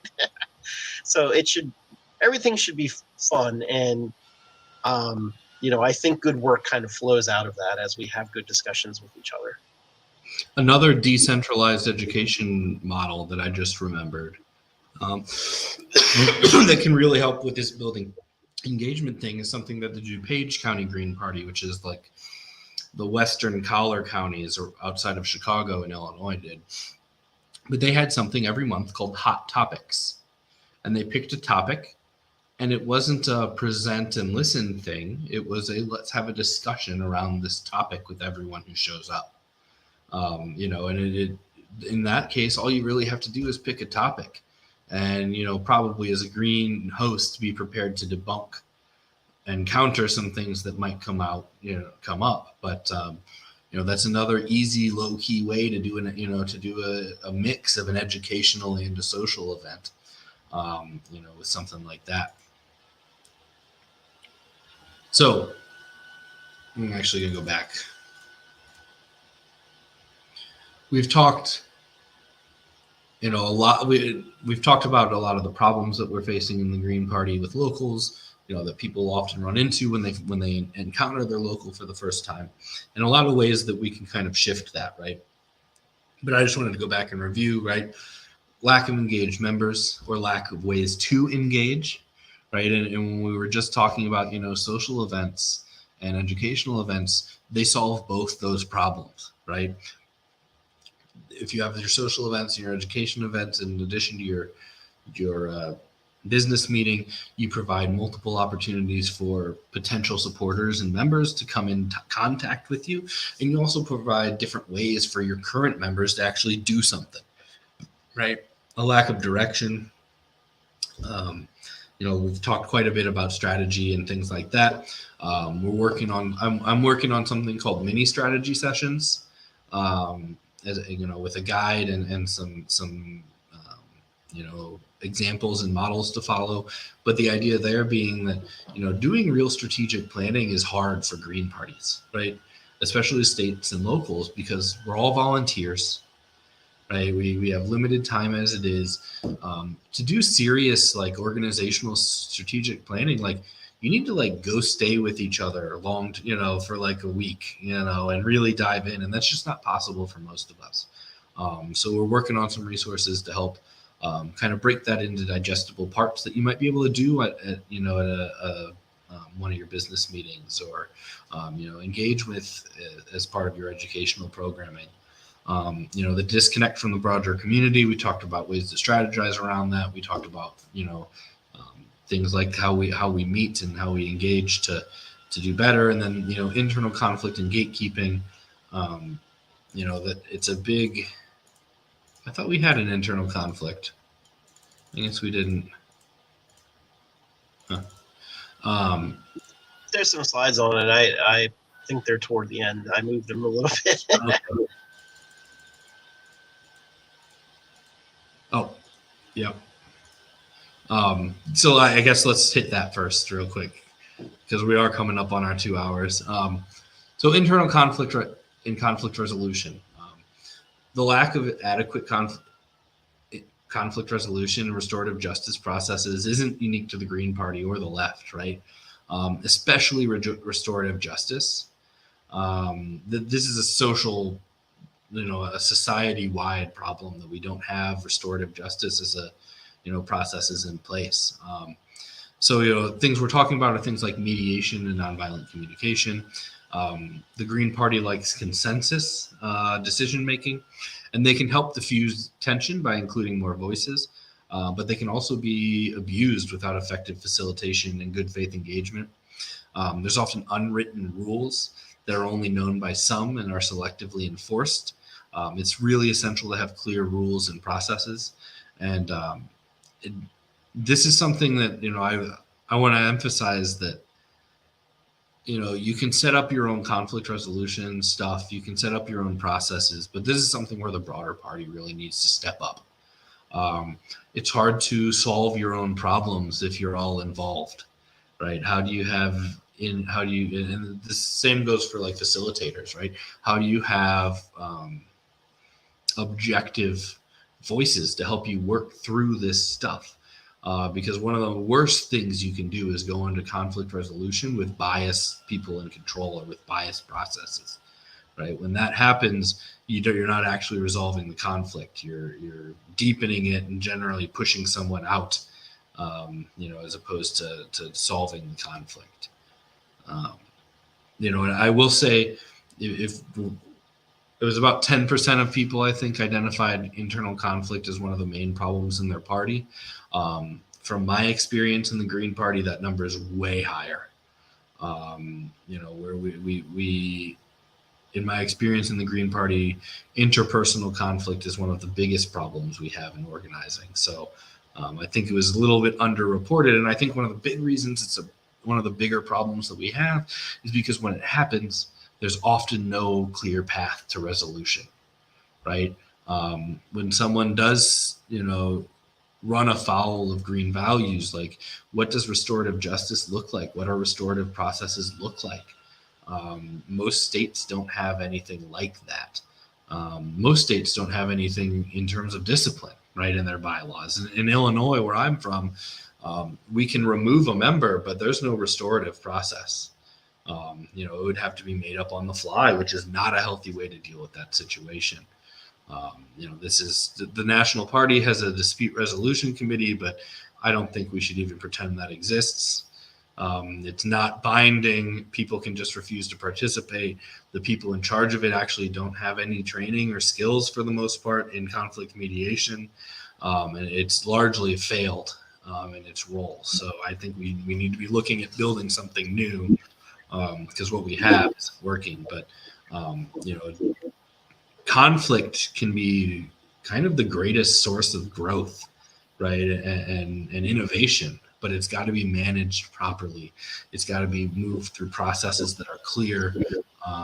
It's got to be handled well. Otherwise, it can be one of the most destructive things that we can face. This might actually be a place where maybe some better terminology might even help. I have one book that I always think of the title because the title really summarizes a really good key point, and it's conflict is not abuse. And I think that's kind of what's applying to what Chris is saying here, that conflict on its own is not necessarily a bad thing. And actually, conflict in the sense of a civil disagreement, right, is very important for party growth, because that's where we challenge each other to do better, and that's where we challenge our ideas and we say, has this idea been working for us? And if not, how can we change it? How can we make it better? How can we do what we need to grow the party? So we're not necessarily trying to stifle conflict here. We're not stifling free speech or anything like that. What we're talking about is dealing with when the conflicts get so great that it becomes abusive, that there becomes harm being done to somebody, where we really need to step in and prevent that.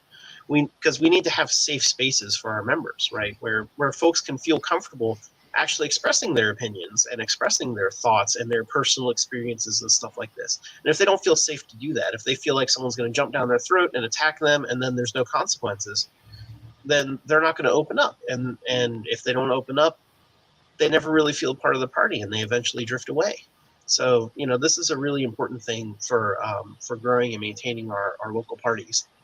And I want to throw in there that point about unwritten rules, especially that it's important to write down processes up front, so that folks know how to follow it and to implement it, but also so that it can be more fair. You can have a process that we apply fairly to everybody.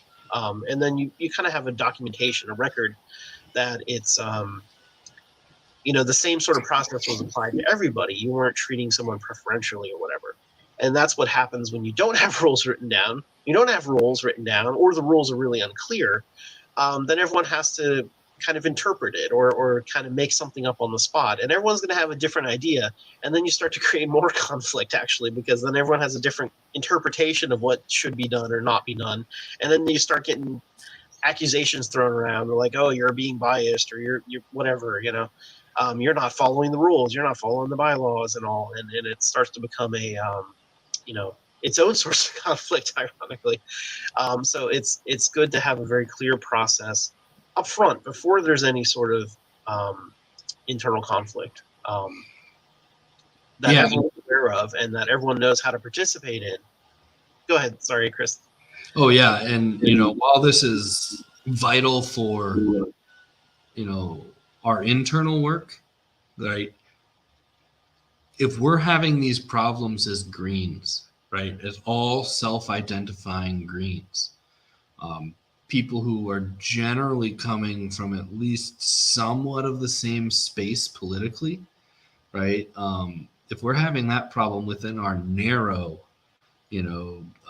ideological outlook, what's that mean for us when we're talking about building a mass party, when we're talking engaging the mass working class, the mass of non-voters, right? And the massive range of ideas and perspectives and, positive or negative that come with that, right? If we can't deal with it, if we can't find out a way to effectively deal with this kind of conflict and how to successfully navigate and turn conflict into growth within our small, narrow demographics, how can we ever expect to do it on the larger scale, right? So while this, seems like it's kind of a case by case, like interpersonal thing, which often is how it manifests, right? It has this kind of existential importance to us. If we can't figure out how to navigate this, we will never grow. When I first got involved in the Young Eco-Socialist, which is the youth caucus, you can check them out at yesgp.org. If you're under 35, join them. They're a great space. When I first got involved with them, I started running an education program, which anyone who knows me is what I do when I burn out. I switched to education. But so I started running an education program, and one of the things that we wanted to do that we didn't succeed on because we didn't really get buy-in from our leadership and our membership at the time, was we wanted a facilitator training program, right? Which kind of gets into a couple slides from now. But our goal was to train hundreds of young socialist facilitators to help navigate these problems of growth, right? To help navigate conflict. It's funny because, looking back a few years later, some of the people who are most opposed to us doing such a system because they didn't quite get it and they didn't get why we wanted to do it, came back around and were like, oh, things would be so much different if we had done that. Right? So it can be really important, but we'll get to facilitation in a minute. Consensus is one way that the Green Party, seeks to deal with this stuff. Consensus-oriented decision processes are the most common in green spaces. And to explain a consensus process and how it's different from like Robert's rules, which is majority rule, right? In the consensus process, we'll be having a discussion about something. A proposal will be put on the table. I say we do X. Are there any concerns? And people will raise concerns they have with X, and we'll actually talk it out, right? We'll actually work through it and try as best we can to alleviate those concerns, right? I really like the idea of X, but I'm concerned with Y. Now we know the thing we need to address, right? We know how we need to get through it. And then point number 2 here, it says you must have a clear decision rule, right? The danger of consensus is that it just lags out in discussion and never comes to a vote because people want that unanimous consensus. And it's not always possible. Many times in my time in the Green Party, people have gotten mad at me because I forced a vote, because I refused to drop a blocking concern, and I lost. And I knew I was going to lose, but I wanted it on the record that this wasn't unanimous, that there was opposition here. And I can be, you know, and I'm thinking of one, I was voted down like 28-4. And I thought it was going to be 31-1, right? So I found out there were 4 people on my side who were sitting quietly in the room. But we still got our asses kicked, right? We still lost. But it was important to me that we had that vote, that we made that clear decision, and that it was recorded in the minutes so that when we come back to it again, which we have, right, and find out that it was foolish and that I was right, that I have something to dance on them with. No, but we have, you know, we have a record of it. But it's important to understand, right, that consensus isn't that vote. Consensus is the process of getting to that point where you take a vote or where you address the concerns, right? Because when you have majority rule, 51% rule beats 49%. But 49% of the people didn't get their way at all, right? And that's not a democratic way to make decisions. So it's important to kind of hear those concerns out and not just say, well, we've got control, so we're just going to through. That you want to avoid that. Consensus must be participatory. It's inclusive, open-minded, empathetic, collaborative, shared ownership of the process. Often consensus note-taking or stack taking will engage in what's called a progressive stack, which means that, you know, it will elevate the voices of people who haven't spoken much, right? It'll elevate the voices of people from, you know, directly impacted communities. You know, one thing that comes to mind for me on that is dues. Right? When dues debates come up, I often hear about the people who can't afford the dues. And, you know, that point is raised almost always, not by the people who can't afford the dues, but by people who want to be seen defending them. Right? The people who are having a hard time affording the dues make it work. Right?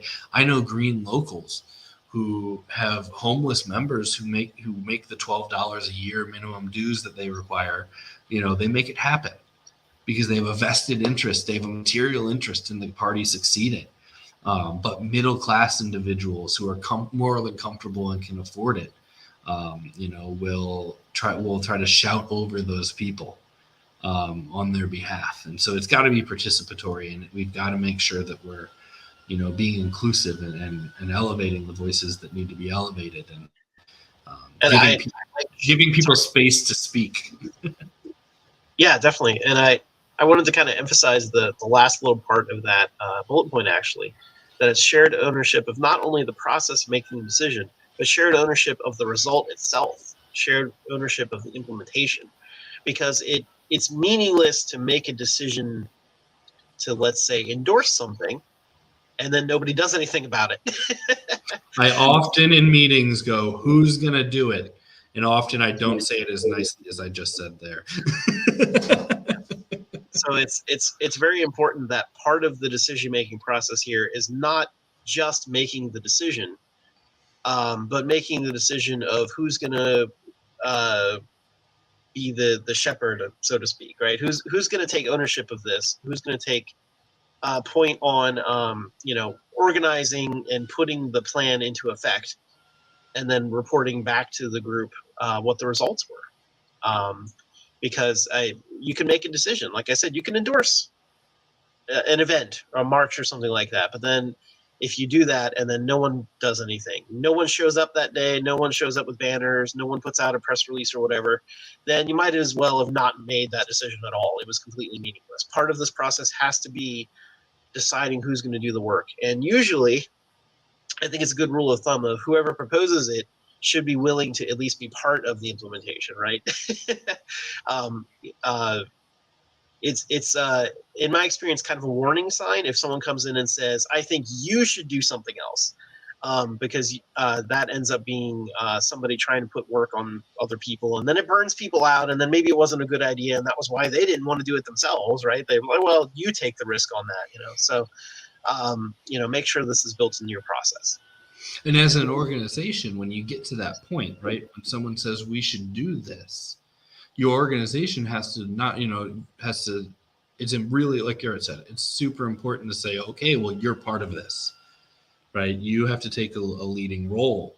One of my friends and another former Green Party co-chair, Dr. Margaret Flowers, had a rule that I don't want to hear your idea unless you're willing to unless you're willing to do it. Right. And it seems really, really harsh, but that the people who've been to these kind of meetings know how prolific this problem is of we should, but it really means you should. Right. So while there is, kind of a responsibility on the people bringing the ideas to make sure that they're involved in implementation, there's also a responsibility on the party, which has the infrastructure, which has the experience, which has the membership, which has the skills to support that person in the implementation, right? So when you say, I want to do X, but I don't know how, say, cool, we're going to teach you how. Right? We're going to show you how. We're going to walk you through the steps, and we're going to hopefully get you to the point the next time you have this idea, you don't say, I don't know how. You say, I want to do Y, and I'm going to do this, this, and this, right? Because implementation, lack of implementation is, a huge, huge problem. And I in my mind, we had a member in Illinois had an idea to do fundraising based on bill numbers. So if you want, it was like ballot access, an equal ballot access bill was like 2323. So it was like, if you want, if you want equal ballot access for independents and third parties, donate 2323 to the Illinois Green Party and help us in our fight. And she had like half a dozen bills. I heard that idea and I went, send me the info. And that night she had graphics, right? Because I do a lot of graphic design, but I don't do a lot of graphic design for the Illinois Green Party because I'm just stretched thin, right? But I heard an idea that I liked and I jumped on helping on the implementation part. I hear other ideas that I like and they say, Chris, will you make a graphic? And I say, no, I don't have time, right? Or I'll reluctantly get to it eventually. But that implementation is key because, like Garrett said, if you're not doing it, if you're not implementing, there's no action at the end of the vote. What was the vote for? What was what was the purpose? And one of the main problems with consensus can be that it can be inefficient, right? It can seem like wasting time. It can frustrate and discourage members. So you have to have a clear agenda and meeting structure. You have to have, people who are facilitating in charge. You've got to have, I'm on different sides of the fence at different times on time limits. At times I think they can be very valuable, but at other times I think they can be stifling. But this all comes down to kind of what I mentioned earlier, right? If we try to pile everything into a once a month business meeting, it's not going to be efficient. Right? We're not going to be able to have those deep conversations because we're going to have 10 deep conversations we need to have. So we've got to be efficient about this, not only in our meetings, but in our work outside our meetings and having clear processes for how do we have these discussions and votes so that maybe we're even coming into the meeting only to vote, right? We've had in Illinois, we were doing platform amendments a few years ago and we cut it off because people who didn't participate at all in our months-long process of writing platform amendments all of a sudden wanted to change them the day of the vote. And we literally at one point we voted to extend our discussion for 30 minutes and we only got through one amendment and then we canceled it. We said, okay, we're not voting on any more because we're not doing this. We're not spending 3 days going through things with people who refuse to participate in the process, who wanted to come in last minute and derail things, right? So we've got to make sure we have these clear processes and that we're. Yeah, I think especially relating to time limits and stuff, definitely judiciously decide when to use them or not. But one aspect that I keep in mind is that as a working class party that sees building a working class mass movement, right? We should be respectful of the fact that working class people are busy. lots of work hours, lots of hours raising the family, right? Raising the kids, maybe taking care of elderly parents. Like, we don't have all the money. We can't hire, I was I was thinking of who's Batman's the butler, right? Like, like we can't have like these teams of people to help us, right? Like we don't have the money and resources for it, and aside from exploitive things and all. But the point is, Alfred, sorry. What Alfred? Yeah. Like 30 seconds late on that. I don't have an Alfred. Like, how am I supposed to be Batman if I don't have Alfred, right? But in any case, working class people are very, very busy. And so time is actually a very precious commodity in some sense, or maybe I shouldn't use commodity, but it's a very precious thing for working class people. So for one thing, just getting working class people to your meeting is a big deal, right? Because they have traded some of their very limited free time to be part of the Green Party. And we should really respect that. We should really emphasize that, they're really taking a lot out of their personal lives to be here and to support this movement. And one way that we can respect that is respect it with time. If we tell them that there's going to be a 2-hour meeting, then we stick to 2 hours. Because if it draws out to 3 or 4 hours or whatever, not only is it frustrating, but it's not respecting their time. And if they have to leave because they have to get up early for work in the morning or something like that, then they're not able to participate anymore. And so they feel left out. And so why would they continue giving up their free time to an organization that doesn't care about allowing them to participate? So it's very important, I think, for us to be efficient, not because we're trying to be, restrictive or crazy about it, but actually it's because we want to be respectful of everyone's time and everyone's ability to participate and the process. And that's part of what Chris is catching on here, right? That folks that didn't respect the process, that they weren't involved for months, who wanted to show up and hold up the show the last minute, that's not respectful of everyone else in the party. Why should they get special treatment? They shouldn't. Yeah, I will out myself right here and cast some shade at the National Green Party.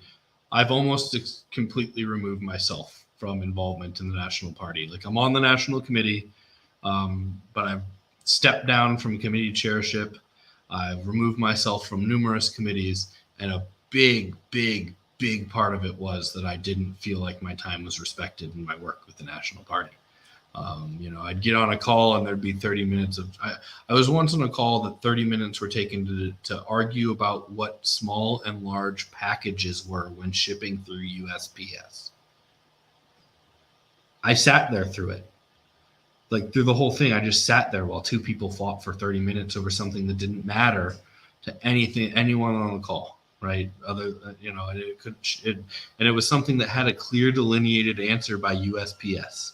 Right, it could have been looked up after the call and just written in the notes, right? And that's just one of many examples, right? But I've largely removed myself from GPUS organizing because I didn't find it to be effective, efficient, or respectful of my time. And a big part of that comes from being a GPUS co-chair, where I had like 5 calls I had to be on every single week and burnt out. But there's all that. So consensus can be used to kind of navigate these conflicts. A key, and it says it right there, right? We need ensure skillful facilitation in a safe environment.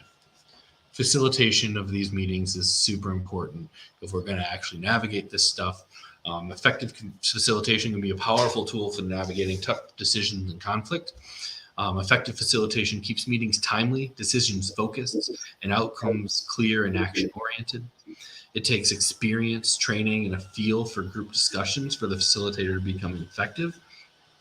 And knowing how to lead this process, right? Remember, consensus decision-making is a process, not an actual decision. And when to intervene and redirect and things like that.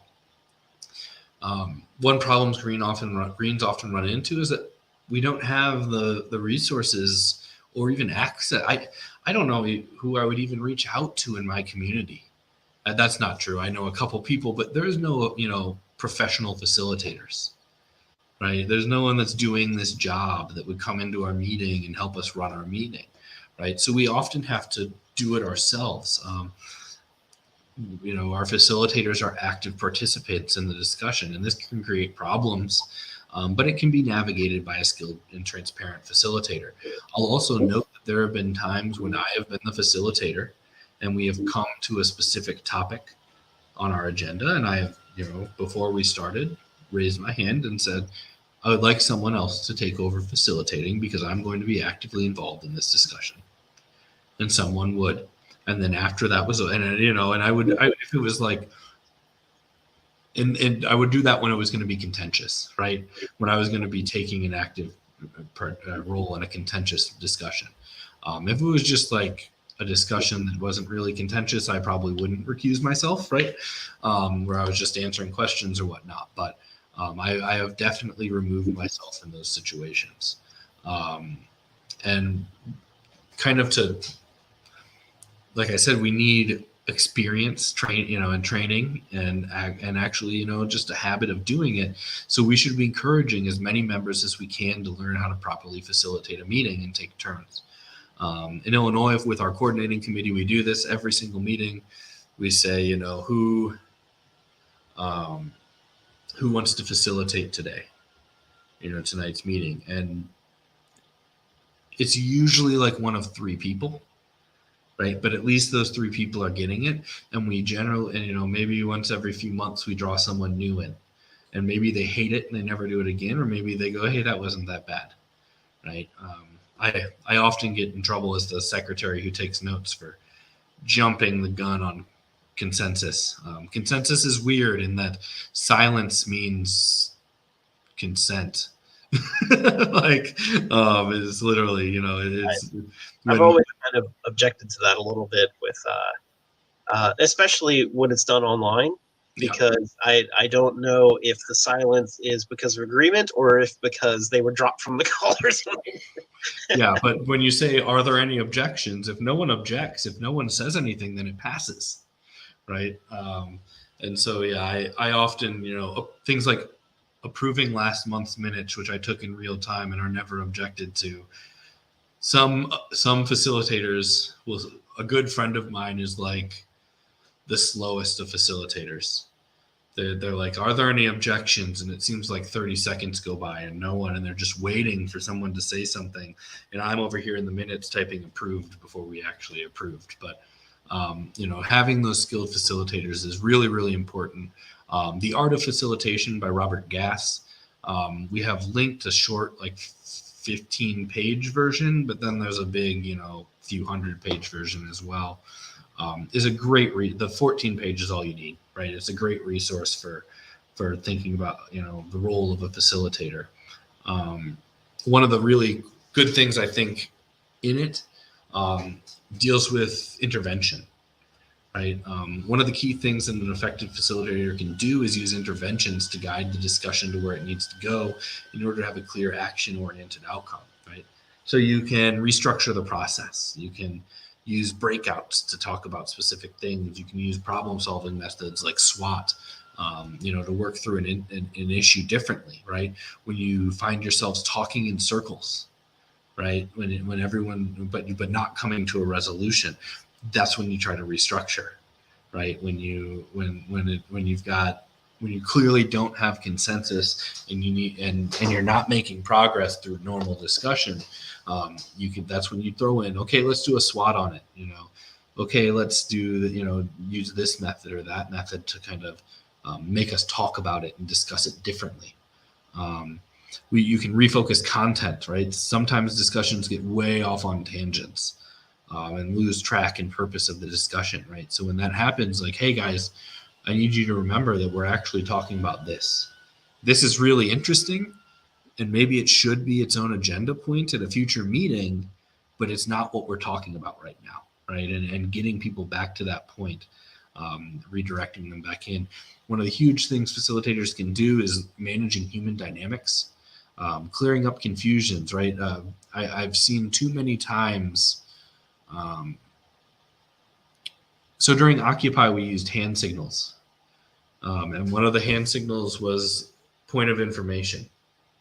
So when someone said, I don't know about this, but I think, boom, I know about that. Here's your answer. You get to jump the line.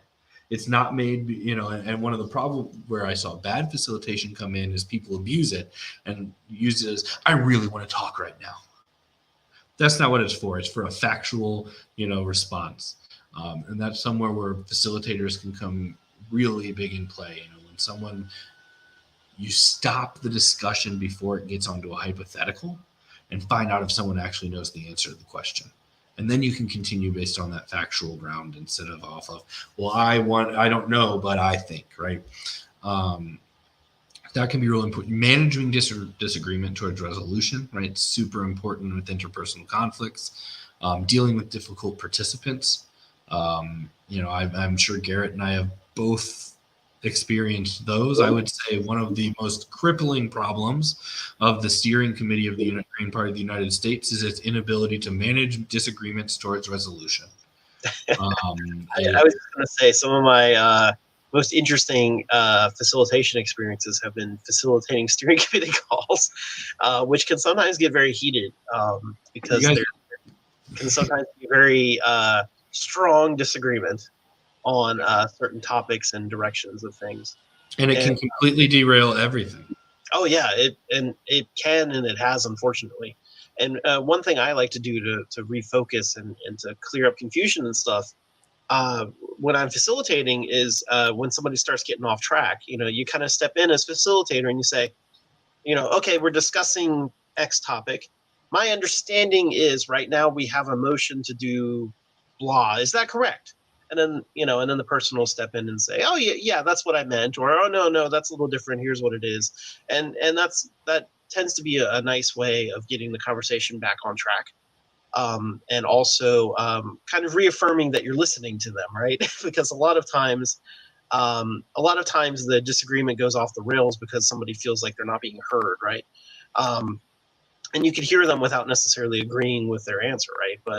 But by kind of repeating it back and saying, "Am I understanding you correctly?" Gives them this, the opportunity to kind of clear up confusion and move toward actually finding a resolution instead of getting too far off topic. Yeah, one of the methods that a friend of mine on the steering committee when I served, Michael Dennis, used to use is when things got heated, they required people to take a breath before speaking. And so you can often get into these debates where it's just like boom, boom, boom, boom, boom, boom, boom, boom, boom. And they implemented a rule that like you literally before they would cut you off if you tried. You had to stop and take a few seconds, center yourself, and then respond. And while it seems, silly, it works. I saw something recently that it was about a couple who had a rule that when they got into a fight, they would walk away and they would come back to it after each of them had went and like exercised for 20 minutes. And a biologist and a psychologist and like doctors started weighing in and they're like, actually, this is perfect advice because when you get in a fight, when you're in that heated instance, your fight or flight response biologically kicks in. Those hormones hit you and you're in fight or flight. And for the next they said it takes about 20 minutes for them to dissipate from your system. And when they're in your system, you cannot have rational conversations, right? Because you're in fight or flight mode. So the breath is obviously a much lower part of that, but even just the breathing for a couple seconds, taking that deep breath and then going, can be enough to kind of calm the conversation so that you can redirect it, right? And that kind of goes into shifting energy, right? Facilitators can put their hands on the scale in terms of the tenor and pace of destruction, right? You can pull in the quieter voice. It's one of the most important things I think that I've seen facilitators do in consensus facilitation is say, I haven't heard anything from you, right? And oftentimes, now sometimes it is like an introvert extrovert thing, but I've seen some, just goddamn wisdom dropped from that person who's been sitting for an hour listening to the type A's fight with each other and get asked, what do you think? And they come out and blow us all out of the water, right? But they just weren't comfortable in that situation to insert themselves, or they wanted to hear it all and they were absorbing and they needed time to work through it, right? We all process things differently. So that's one of the, or like not letting an important concern get glossed over, I've seen facilitators do just bang up jobs with that. Like, whoa, someone says something and then they try to move on, because often these things are multifaceted that we're talking about, right? Being like, whoa, whoa, whoa, whoa, whoa. You can't just move past what that person just said, because what they just said is really important to the end result of what you're coming out, even if it doesn't seem like it right now, right? So being able to shift that energy can be really, really important. It's knowing when to crack a joke, right? It's knowing when to say, okay, everybody, let's take a bathroom break. Let's take 5 minutes and walk away. I've literally left. I've stormed out of meetings before and had the facilitator chase me down and say, do you want to come back and address this in the meeting? And the one time I'm thinking of, I said no, because I don't want to derail your whole meeting. I don't want to spend the rest of the day on this. I just needed to step away from a minute. So there's a lot of things that the facilitator can do to help, moving that.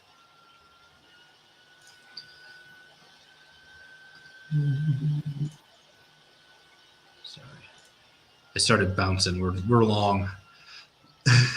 So gatekeeping and structurelessness, right, kind of ties into the same thing. Really, really, really, really, really recommend Joe Freeman's The Tyranny of Structurelessness. Really short read. Like, if you're going to start a reading group in your local, this should be one of the first things you read, because it can help you set a tenor for how you organize your organization. An organization without common policies, without even the means to establish common policies and actions, is not decentralized, it's disorganized. Joe Freeman wrote this in response to the organization of the feminist movement in the 80s or in the 70s, but it applies perfectly to the Green Party today. We had mentioned it earlier on, that what one source of internal conflict is when the rules are not very clear, and so you have different interpretations or different ideas of how you should proceed. And so then, folks start butting heads. And, that's a perfect example of this, where not only does it create conflict, but also folks that have been in the party longer, then they start coming out saying, well, in the past, the way that we've always handled it is to do blah, blah, blah. Okay, but that's not the rule that was written down. Like, maybe you had agreement with a few other people to do that, but now there's a new group of people. They didn't necessarily agree to do those things. They don't necessarily even know that was the rule that you followed. So it, even without purpose, accidentally ends up creating some level of hierarchy and therefore gatekeeping, because like I was saying, the elder folks who have been around say, well, here's how we handled it in the past. Why don't you know this? I'm like, well, you never taught me. Like, how was I supposed to know it? Because our onboarding sucks. Yeah. Right. And so there's, and so maybe it's even a good idea, and just new people to the party don't even know it.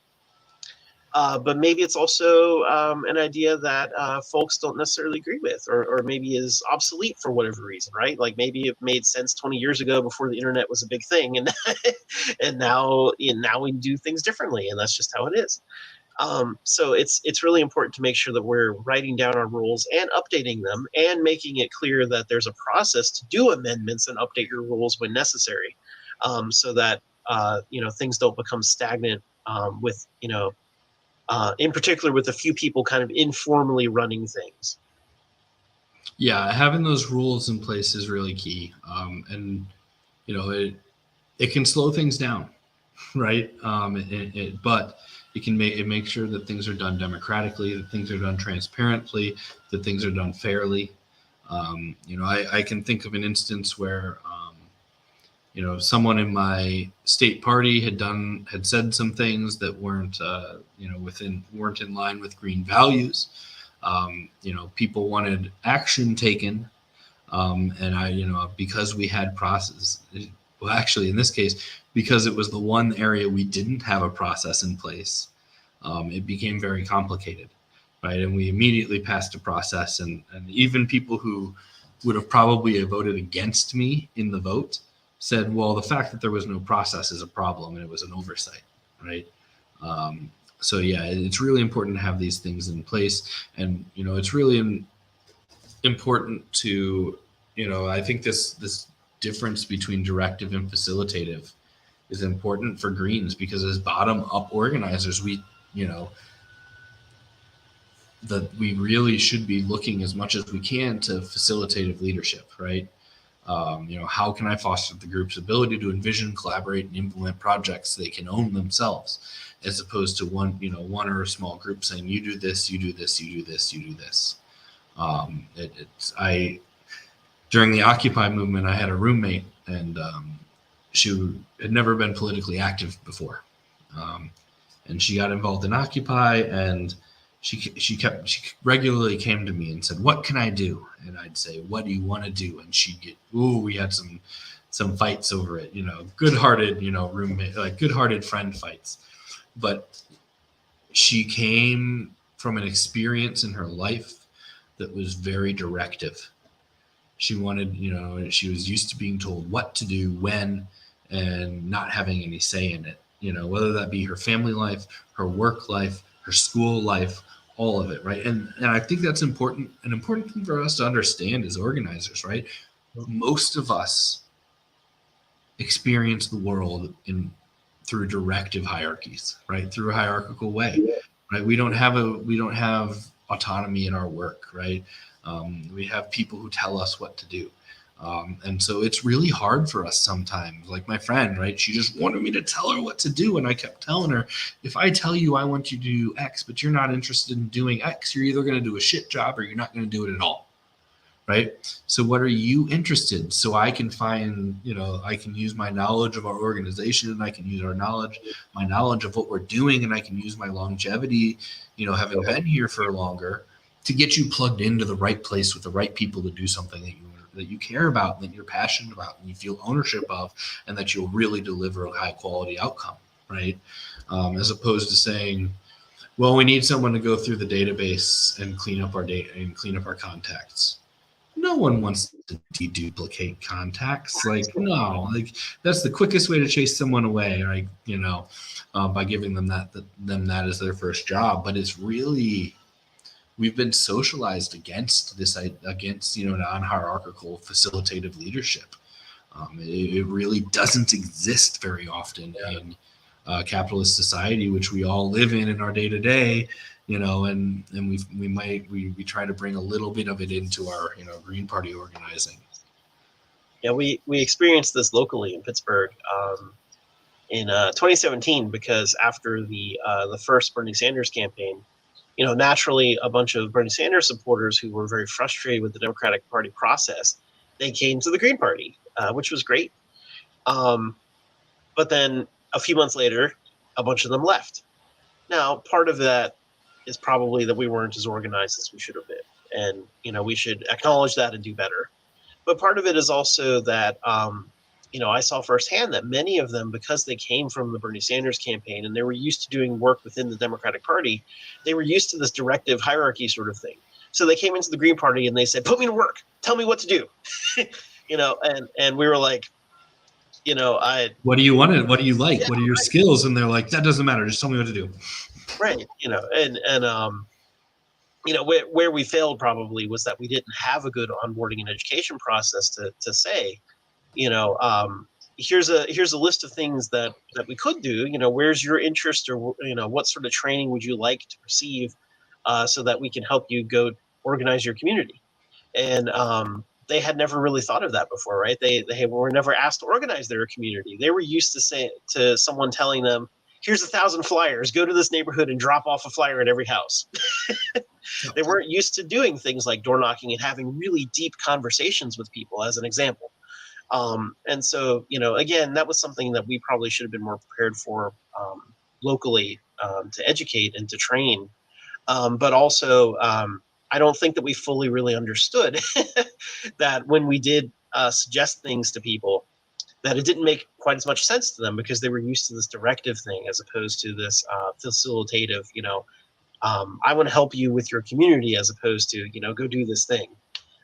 So it's very important to keep that in mind too. And it's one of the, I mentioned earlier, the decades-long failed project of stealing enough progressive Democrats from the Democratic Party to become viable as the Greens, right? One of the reasons that's been a failed policy is because people coming from that, people coming from that background have these bad habits, right? They've been conditioned to expect this top-down hierarchical leadership, and don't know how to respond. Or I've also seen instances where they use it to try to manipulate the party, right? Not just talking about burners or anything like that, but I've definitely seen people try to push in with strong leadership within within a non-hierarchical system. And if your membership isn't solid in that non-hierarchical system, right? If your membership isn't willing and able to lockstep in defense of these values, they can very easily be pushed aside by a hierarchical centralized push. So that's something we have to deal with over time. And the facilitative, that non-hierarchical system has its weaknesses, but it also has it very much has its strengths in creating something different, right? And that's what we're trying to do. I think we always need to remember that, right? That we're trying to forge a new path, not follow one that's already been blazed, because the path we're looking for doesn't have any examples really. We've got projects we can learn from. We have movements and experiences and theorists we can learn from, but the unique conditions under which we're organizing now means that no one's taken the steps in the exact order that we're going to take them. And so facilitative organizing is really, really important to that, because it takes the blinders off that directive leadership can often get into, where people can't see beyond the way they think, and their hierarchical position allows them to negate the outside the box ideas that can come from others. And to riff on that real fast, I guess kind of a closing argument, right? Because I think we're getting toward the end here. For us to build a movement for a new type of politics and a new type of society, we have to make structures and go down paths that are different than what became before, because we're not trying to be the next Democratic Party, right? We're not trying to be the next Republican Party or whatever it is. We're not trying to be the major party in the system that exists today. We're trying to create a new system and be part of that new system. But it's a new system. It'll work differently. It should work differently if it's built on our green values of local democracy and social justice and all the key values, right? But one way to get there is that people are naturally they can be skeptical of politicians and politics in general, but especially if you're telling folks like we need this new system, there's a little bit of skepticism, right? About like, well, even if I don't like the thing that exists today, how do we know that your system is going to be better? Like, is it going to be worse? There's that kind of natural worry and fear. And one of the best ways to overcome it is to experience it ourselves, to create it ourselves, and to get practice in it. When we talk about a new system, if we only talk about it abstractly and theoretically, we're not so convincing. If we can say, we've done it this way in my community, in my local party and all, and here's how it's worked. We've been doing it for 5 years, 10 years, whatever, and it's worked great. And like, look at all the things we've accomplished. That's a lot more convincing to people that we're on the right track. And it allows you to speak from personal experience as opposed to just theory, right? Which again is more convincing. So it's very important for us to practice our values, to put our values into action, experience it ourselves. And we do it through all these ways, like building facilitative leadership, building non-hierarchical structures, creating restorative justice processes, creating consensus processes. All of these things are outside of what people expect in capitalism. So we have to learn how to do it and teach ourselves it, because the capitalist system isn't going to teach us these things. So it's important for us to do it. And it's also important for us to, I think, give ourselves a little bit of slack here, because we're teaching ourselves new skills. It's not always going to work perfectly, but we will all get better at it together as we practice it more. And if we're trying to achieve something, if we're trying to forge a new path using the same tools and systems and methods that have gotten us on this one that's not working, we're setting ourselves up for failure, right? If we try to replicate the political model of the Republicans and Democrats to create something different than the outcomes that the Republicans and Democrats get, we're really lying to ourselves about the ability, about our ability to actually achieve what we say we want to achieve. So it's something to keep in mind. To close out, I want to jump back to the one we skipped and give some affirmations on finding direction. We had said at the beginning, right, that we were going to kind of go over a little bit from our previous How to Build a Local Organizing 101 session. We obviously we're over time already, so we're not going to get into that, but you should go to greensocialist.net/101s and check that out, because it does get into a lot of the strategy of actually building something, and so that's a good resource. But to close out for tonight, some affirmations on finding direction. No one needs permission to begin organizing their communities. Yes, you can do it. You don't have to go ask permission to start doing work in your community. Just start doing the work, and if you build it, they will come, type thing, right? Good organizing is first and foremost built on trust and real relationships. Working class people rightfully don't trust politicians. Actions, not words, are what matters. I can't emphasize this enough. Right? In electoral politics, we talk about touches. Right? How many times you need to talk and you need to interact with a voter before they vote for you. But beyond that, right? You change minds, you move people, you motivate people, you activate and engage people into action by having them trust you. That doesn't happen because you have a good platform, right? It happens because you've been with them. They know you, right? The platforms don't mean anything. Political platforms really don't mean anything, right? 94% of Democrats support Medicare for all, but the Democratic Party as an institution doesn't, right? Same thing with climate change. Same thing with, police reform. Across the board, we're seeing, we see the base of the Democratic Party supporting policies that the institutional party and the politicians that lead it are nowhere near where their base is, and they're the ones who lead, right? The base gets left behind. So if we want to change people's minds, we've got to get there on the real relationships. Don't let yourself get overwhelmed. Start with one or two things. Andrew Hager had asked about, getting it together and learning to quit procrastinating in the chat. That's the key one, right? Capitalism is nearly total in our world, right? It's not just an economic system anymore, like in the days of Marx. It's completely melded in with culture, and because of that, like nearly every aspect of our society needs radical, transformative change. And I don't even want to call it radical, right? It's capitalism that's radical. It's capitalism that's extremist, right? It's capitalism that's oppressive and exploitative. But we need transformative change through basically every part of our society. And that sets us up as independent socialist organizers to feel very overwhelmed, to not know where to start, to pick up too much because we just have to do something. Start with one or two things, start with something that's achievable, and let it snowball, right? Don't start with the thing that you're never going to do. Don't take it off your list, right? It's the top of the list. You need to build a ladder of rungs that you can step up to get to that point. Make sure you do the prep work and planning. If you're already shooting from the hip, it's hard to be effective. Decide on measures and metrics to determine if the action was successful. Super important to Greens, especially in electoralism, right?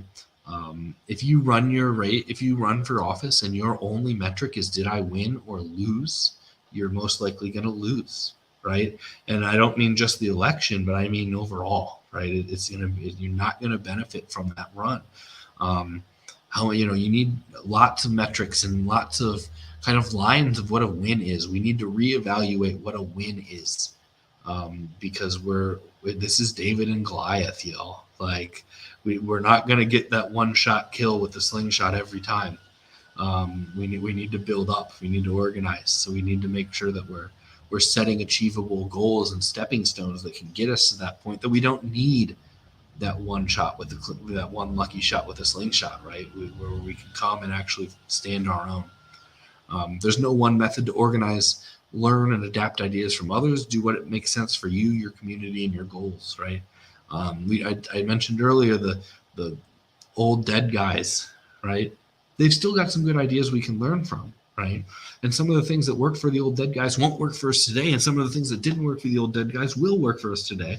And some of the things that will work for us today, the old dead guys couldn't even envision, because the world is so different, right? So we've got to be able to adapt. We've got to be able to learn.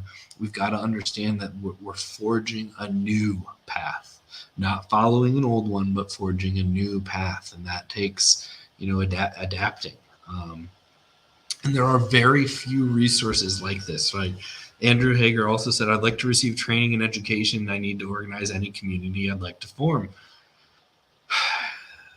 It's hard to find resources on how to do that independently of the capitalist class, of capitalist politics, right? Most resources are oriented towards not-for-profits and advocacy groups. So just like the one above, right, when we said we need to learn and adapt, we don't ignore those things, right? We look at those things that have been put out. We look at the tactics that are being used, and we adapt them to our own needs. We adapt them to what we can do, right? We talked, if you go back and watch our first 101, like, we just kept repeating this point. You know what I mean? Over and over and over. Because we're like, we were talking about things like William Foster's organizing in the steel industry, right? It's a 100-year-old text about how to organize in a manual labor job. But it has some great methods on how to actually grow an organization that we can apply to our independent political organizing. We just kind of have to tweak it a little, right? You know what I mean? So we really have to, the resources aren't out there, so we really got to go up to that previous one, and be adaptable, right? It's like when people ask what news sources people read, hopefully all of them, and we're able to filter, right? We're able to read through the lines. We're able to read biases, right? That kind of thing. So, those are some affirmations to close out. Garrett, you got anything? Yeah. No, I think I just agree with all those things, and I think our goal for 2023 is to create more of those resources, because there's not really a whole lot on independent organizing. So that's certainly my personal goal, and I think the whole Green Socialist Organizing Project's goal for 2023. We want to grow strong locals, and we want to give you resources that will help to do that. So if you're listening, thank you for listening. And second, if there's any specific resources or manuals or something like that you would like to see, leave some comments below, or send an email. Yep, there it is on the screen. Send an email to Chris. Check out the greensocialist.net website, and let us know what you'd like to see in 2023. Yeah. We're going to keep doing these 101s. They're going to look quite a bit different. We're not quite sure how. I don't think we're going to be doing our 3 repeat, 3 repeat, 3 repeat, 3 repeat. But I do think you could very well see, those 3 done at least once or twice. While we're also kind of expanding our discussions with these 101s and going into other things. I'll also say, from the, thinking about what our education group's looking at in 2023, we're going to be really focused, like Garrett said, on local organizing and developing as many resources as we can to help people, get their local green parties up and going. Because local, bottom up, local first is the only way that we're going to grow this party into what we need it to be. Only by electing, local people to local office, seeing them in action, testing out our ideas. Can we build up the power that we can win on the state level, that we can win on the federal level, that we can win on the presidential level, right? It's a building process, and it starts bottom up with our locals. So we're really going to be focusing in heavy on, local stuff and the resources that you all need to effectively organize in your local communities. That said, thank you everybody for being in for attending our too long workshop. These are that's one thing we learned during these 101s. Like, there's so much information, right? We had to skip a third of the slides. The scale of what we're talking about with organizing, with socialism, with organizing and socialism mainly. Green Party, we can go on for hours, but that's more babbling. These are just so overwhelming of topics that they're huge. So you can sign up at greensocialist.net. You can email me at chris@howiehawkins.us if you want to get involved in our education working group. Like I said, we're trying to put together local resources. We've got Howie's weekly podcast that we put on. We're working on another podcast. I'm sure we'll do plenty of one-offs and things like that throughout the year. We'd love to have you by our side and stopping Garrett and me from burning out. Have a good new year, everyone, and we will see you next month.